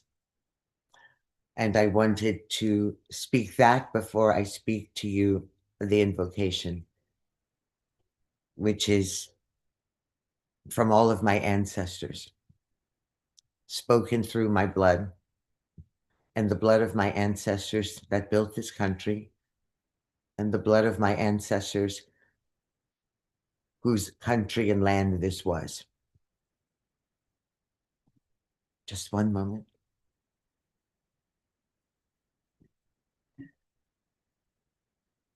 You cannot unstar the sky. We are the ones who walked first, before your ships touched shore, before your pens wrote law, before your language named the sun. We were. Black, red, brown, yellow, colors not of skin tone, but of sacred earth, flame, clay, and gold. We are not a people you can delete. We do not vanish when ignored. We do not bow to erasure. We are the origin seed, cracked open by thunder, watered by tears, rooted deeper than time. We are the root of the tree that holds the sky upright. We are the fruit that fed empires, the vine that outlasted the stone. We are the blood that mixed with soil to birth nations, unthanked, unacknowledged, yet undeniable. You cannot unmake us. Strip our names from plaques, revise your books, erase us from the ledger and the lens, still we remain. Because this history, this carnage, this conquest you claim as power, that is not our story. That is the interruption. Our story is what you feared, the brilliance before the bondage, the kingdoms before the chains, the sacred songs silenced by screams, but we remember. In drumbeat and lullaby, in birthmark and bone, we remember. We do not rely on your validation. We do not wait for your permission to exist. We are written in wind. We are carved in constellation. We are the breath that rose when the Creator spoke. You cannot unstar the sky. You cannot unplug the ocean. You cannot unbreathe us.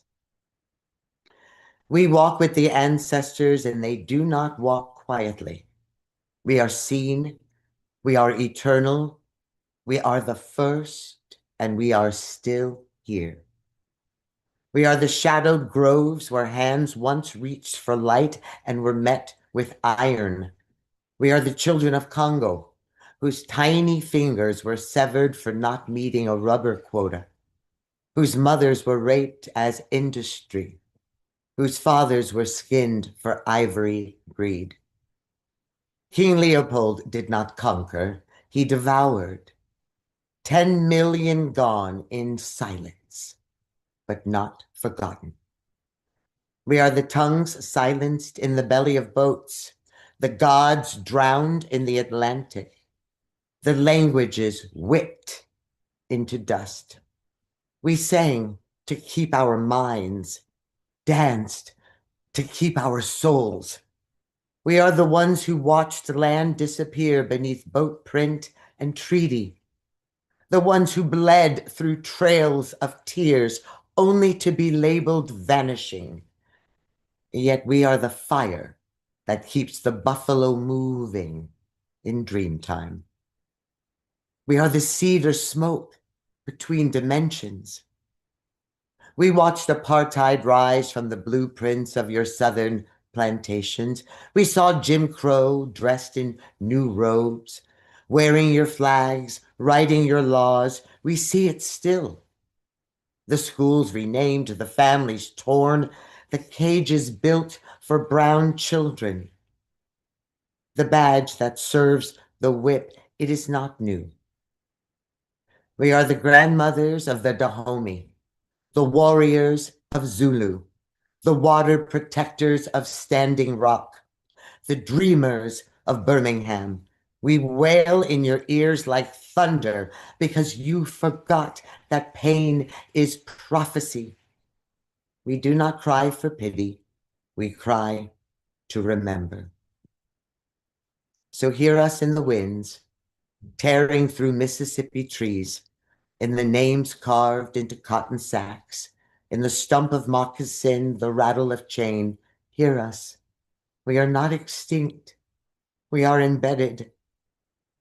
Because we are more than memory. We are the prophecy. We are the resurgence. We are the drum returning to its rhythm. And you cannot unstar the sky. Because we are the stars. The ones who never fell, only rose again and again and again. Thank you. Thank you very, very much. And let's come now into our prayer time. And simultaneously, as we send our love and maximum grace to Piper, and we absolutely ask for maximum grace for healing of her body, we recognize that she also represents all the people of color that have suffered in some of the ways that she just reminded us of. The ways that beloved Hallelujah, Anasuya reminded us of on Wednesday. So we find that balance of being joyful and grateful for our privileged lives and raising our vibration, while simultaneously being in empathy and compassion for the very real suffering in the world, the suffering in Iran right now, the suffering in Gaza right now. Right now. We give thanks for our privileged lives, and we pray for those who are suffering. And we pray for an awakened world where we have a form of leadership that only creates peace and no more war, And no more war. no more greed, no more manifest destiny, no more white supremacy.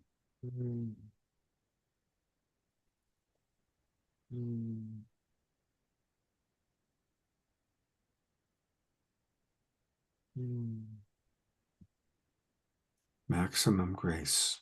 And in this sacred space, as we all pray together, I invite people to also, to those people you know who might be suffering that you want to send love to. I'm going to go to gallery view.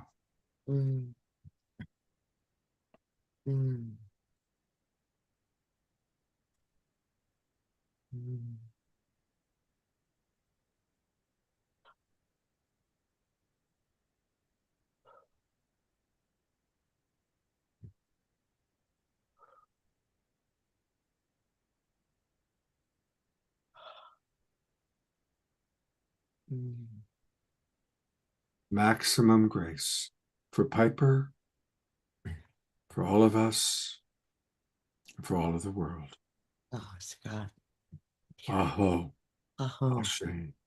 Amen. Amen. Scott, I have had a message. I know we're moving with time, but I had a message from the ancestors for Omashar. May I share it with him? I'm bringing him up. Do we have time? I was going to simply send it to you when it came, as I stopped to write it after you spoke, but it wouldn't ascend. So I'll just tell you quickly.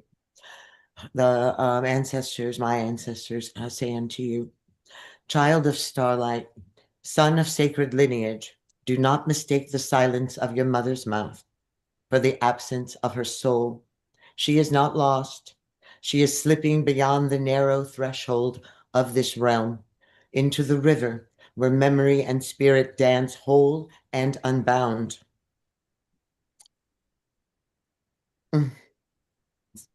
Her body may still, her mind may blur, but she, the truest she, has not left you. Omashar, beloved, listen. Your mother is walking now among the ancestors, though present in body. She is fully seen, fully restored, fully shining. She is in counsel with those who remember your name before you were born, and she is holding your face in that world as surely as she once did in this one. You are not saying goodbye. You are being called upward to meet her in the place where time bows and only spirit speaks. She is not waiting to die. She is waiting for you to rise. The boy within you aches because he thinks she is fading, but the man in you, the sacred son, the ancient walker, he must now open his ears to the songs beneath the silence, open his eyes to the light behind the veil. She is not gone. She is becoming. And through that veil she called, and here's what she said to you. Omashar, my son, find me where I am whole. Touch me in the wind. Speak to me in your dreams. Hear me in the spaces between your thoughts. I am not finished loving you. I am just loving you from the place where all mothers become stars. Walk gently now, Omi, my son. Your tears are not weakness. They are the baptism into a deeper knowing. I have not left. I never will. I never will.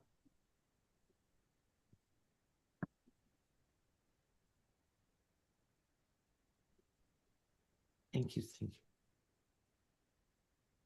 Thank you, Piper. Thank you, ancestors. Thank you. Omashar, anything you wish to? All that comes to mind is holy smokes. Piper, whoa, there ain't no words for what you have just shared. Thank you beyond the beyond for what you have shared, in that I kind of saw it in my mother. In this life, she's been a complete atheist. She does not believe in life after, yet I felt it with her. And I felt that her and her mother have been carrying me in this whole journey within this lifetime I'm living. And so it just says yes to that which I already know. Thank you, thank you, thank you. Thank What you call dementia, Omar, the place of her dementia, her spirit is always that which is already knowing creator. Yes. So she is not gone. Her body is physically here as her soul and spirit meet and know and go back to remembrance and the truth. Yes. And Um, you can find her there. She's yeah. just asking you that you know how to do it. You know how to get beyond this veil. You know how to step into. She's not in that right there. She's right there in this Yes. dimension, and you can get to her and still speak. She'll respond. Thank you. That's where she is. Thank you. Thank you. I love you. I love I love you. you. Yes. Mm. Thank you. Thank you very much, Piper. We love you so I much. love you so. I love you so much. And we're going to continue the mother-son dynamic here, because Ayada is with us, available.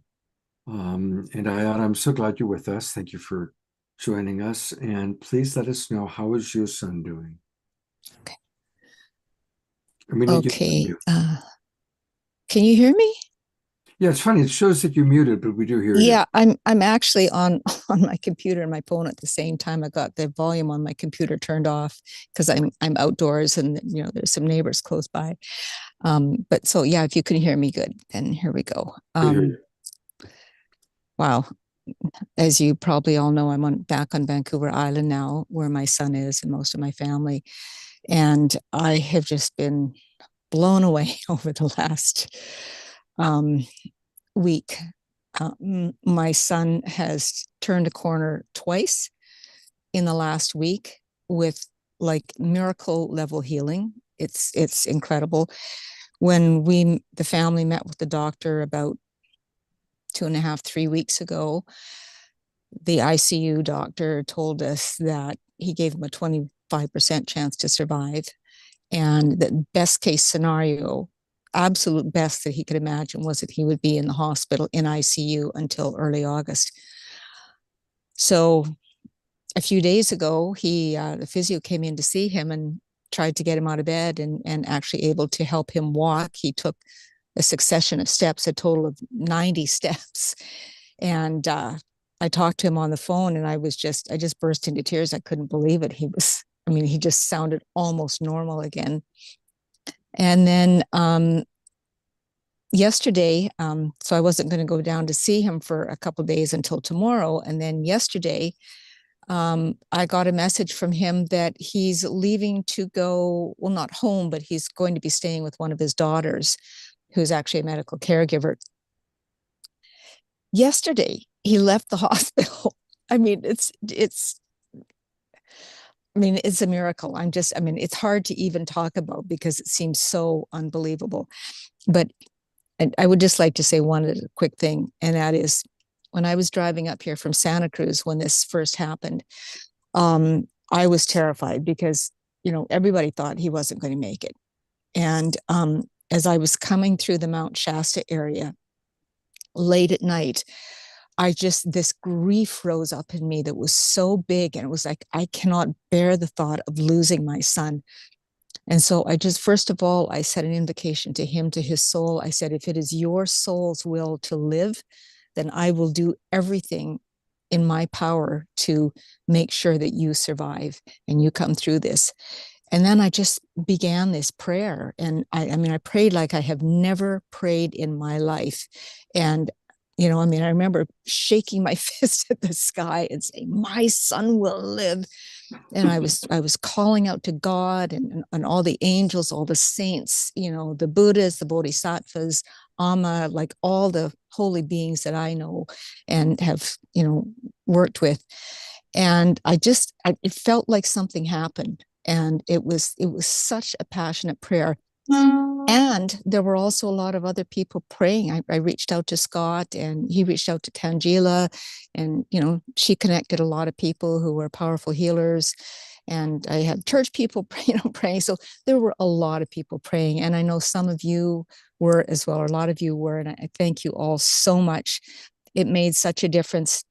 And one of the things that I learned from this is that our prayers are more powerful than we imagine. And so recently I have been saying that level of passionate prayers for peace in our world, for peace in Gaza, peace in Ukraine, peace in Iran, peace in the whole Middle East.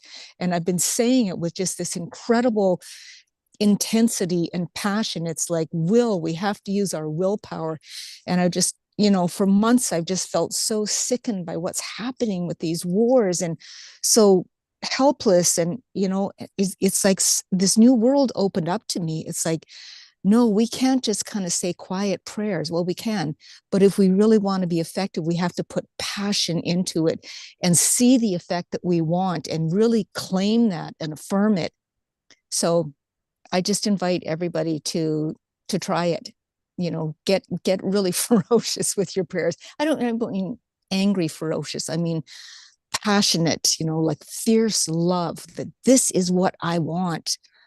So let's do it. The power of passionate prayer. I love that. And Yeah. what's amazing, actually, we're going to have an Omashar song, and we're going to close the show with a passionate prayer from Chief Phil Lane that he gave today. And even though Phil's been on the show so many times, the prayer he gave to kick off World Unity Week was so powerful. So in a moment, we're going to see a very dynamic example of passionate prayer and how wonderful, Ayada, to know that your passionate prayer and all of our prayers have helped lead to this miracle recovery of your son. Because I remember a few weeks ago, it appeared that we were going to lose him. And that's what most of the people in my family thought. They thought he wasn't going to make it. Yeah. So yeah, thank you everybody from the depths of my heart and my soul for your prayers. Thank you. Ayada. Thank you, Scott. And thank you, Desiree. I've been watching Desiree's experience and, you know, your tears, your emotions, your energy as you kind of hold sacred space for us all. Thank you. And we are now going to go to Omashar. That would be me. I'm just, if I wasn't so present, I would be actually beside myself at the depth of sharing that has gone down tonight or gone in. It is like profound that we're able to be this open, and the way that the awakening world has expanded and grown into a palpable force. And Piper and Ayata and the passion and the feeling, you know, without the feeling, nothing happens. From what my understanding, any prayer, for it to be truly received, has to be transmitted through our feeling body. And on that note, we're going to rock out right now and get Jerry, get up, and and Jeffrey, if you're still with us, I haven't seen your name there, you get up. And anybody else who wants to dance and shake your booty, do that, because we're going to, okay? And this was called Dancing into Greatness. And it's the only single that I've ever released, because all my songs have been albums, but my releases. So anyway, we're going to put on a nice little funky background, and we're almost ready to go here. What's that? One more. All right. Here we go. 1 minute. Sorry. Yeah, we're good. I've got some of our dancers up on camera, ready to go. Okay, and Giara, if you can make sure people stay muted, thank you, except for me.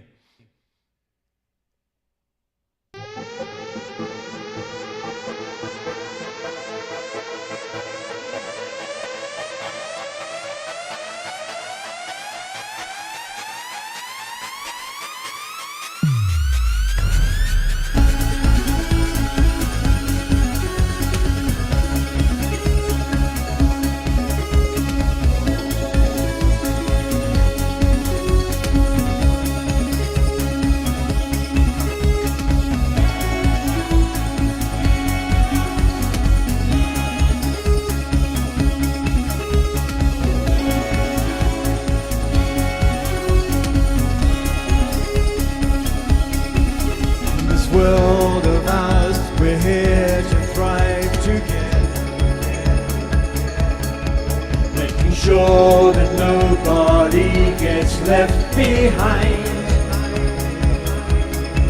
As the light of truth clears all the stormy weather, and the mother in us all begins to rise. Through a heart of hearts we start to know our greatness. As our strength returns, our spirit guides us through. Our eyes behold the rising of the phoenix, and the dance of life begins to birth anew.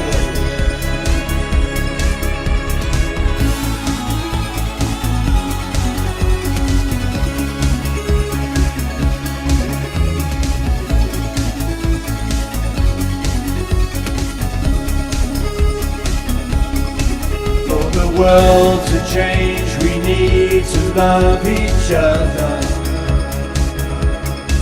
What we feel affects the scene we see out there. Look around, forgive your sisters and your brothers. For us all, the time is now to build anew.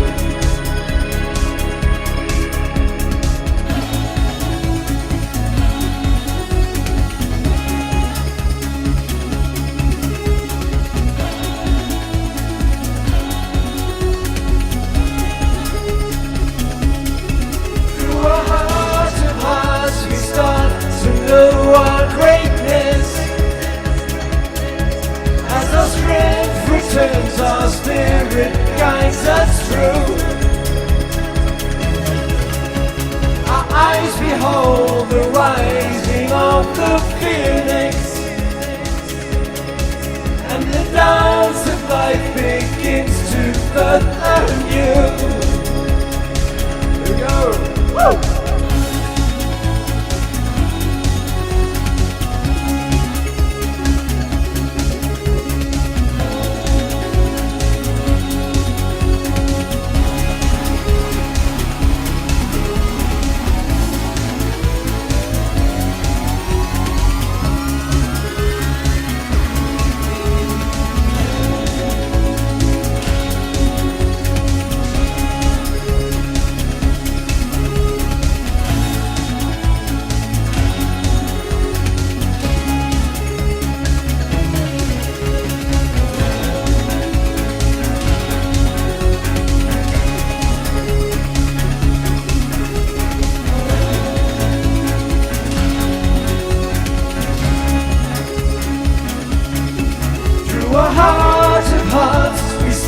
To know our greatness,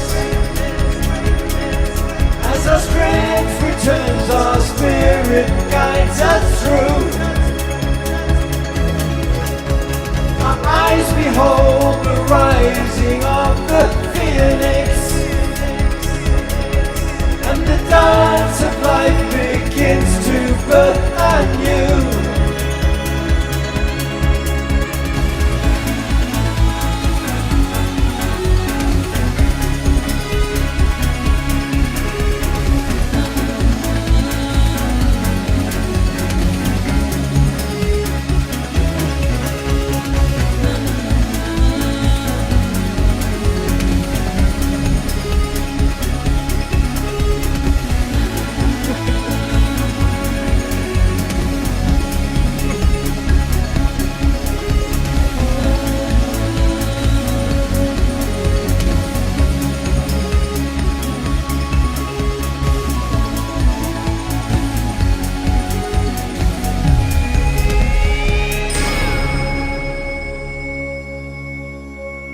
Wow. Oh, fantastic. Absolutely fantastic. Wow. Well, I'm glad you like that one. Honestly, I like that one so much that I'm making the decision that we're going to end the show with that. What? Yep, I'm going to end the show with that. That was just seeing everybody moving and grooving. I mean, I had to spotlight everybody because everybody was moving and grooving and dancing. I know, brother. Piper pounding on the drums. I know, that was Organic awesome. drum. That was so cool. Yeah. So, yeah, I think it's been a very full show. And what I will do is I do want to encourage people, and I'll put the let me see if I can find it real quickly. The World Unity Week is happening, and you can go to Hubcast and find all the replays if you've missed anything. And of course, if you haven't missed it, and here we go. This is what I was going to play. So I'm putting in the chat box for all of you. Let me just say what it is. Hubcasts. Hubcast video of today's World Unity Week. And towards the end is the message from Chief Phil Lane, and it's powerful. So I encourage all of you, hang on, let me get this, copy, paste. There we go. Go watch it. It's amazing. And if you need to, you can fast forward through the other stuff because it's a lot of people in a place that we're not, which is New York. But boy, Chief Phil's prayer is incredible. And his prayer is kind of towards the end. Highly recommended. And thank you, everybody, for being with us tonight. It's been a really, really, really beautiful show. And you know, more and more our shows just like take so many unexpected turns as we really have become such a beautiful community. And it's lovely to kind of be with everybody and to see the magic of Ayada and her son and Piper sharing, and just it's quite beautiful. So what's coming up on Wednesday night? Ellen Steinfeld is my co-host, and it's going to be an energy healing show with several energy healers working with all of you. And the next Saturday night, it's going to be a special edition of Soul Search. And Eden Amadora is going to be with us. Ray Amana is going to be with us, as well as several soul searchers. So that's what we've got coming up next week. I've not made the posters yet. But thank you, everybody, for being with us. Tomorrow, Sunday, it's a great day to make it a sacred Sunday by seeing the divine in all, including that beautiful soul you see when you look in the mirror. And thank you to all of our presenters tonight. And Omashar, welcome home, brother. It's very good to have you back with us. Thank you. I feel really welcomed. I feel so at home. Thank you, Scott. Thank you, all of us. And Piper, that incredible message for all of us, the message to Omashar, and appreciating our earlier presenters, Reverend Ivy, Shadia, Dr. Mama, she of many names, and oh my gosh, Allison Eden, wasn't she terrific? She was wonderful. And of course, our first presenter. So thank you so much, everybody, for being with us.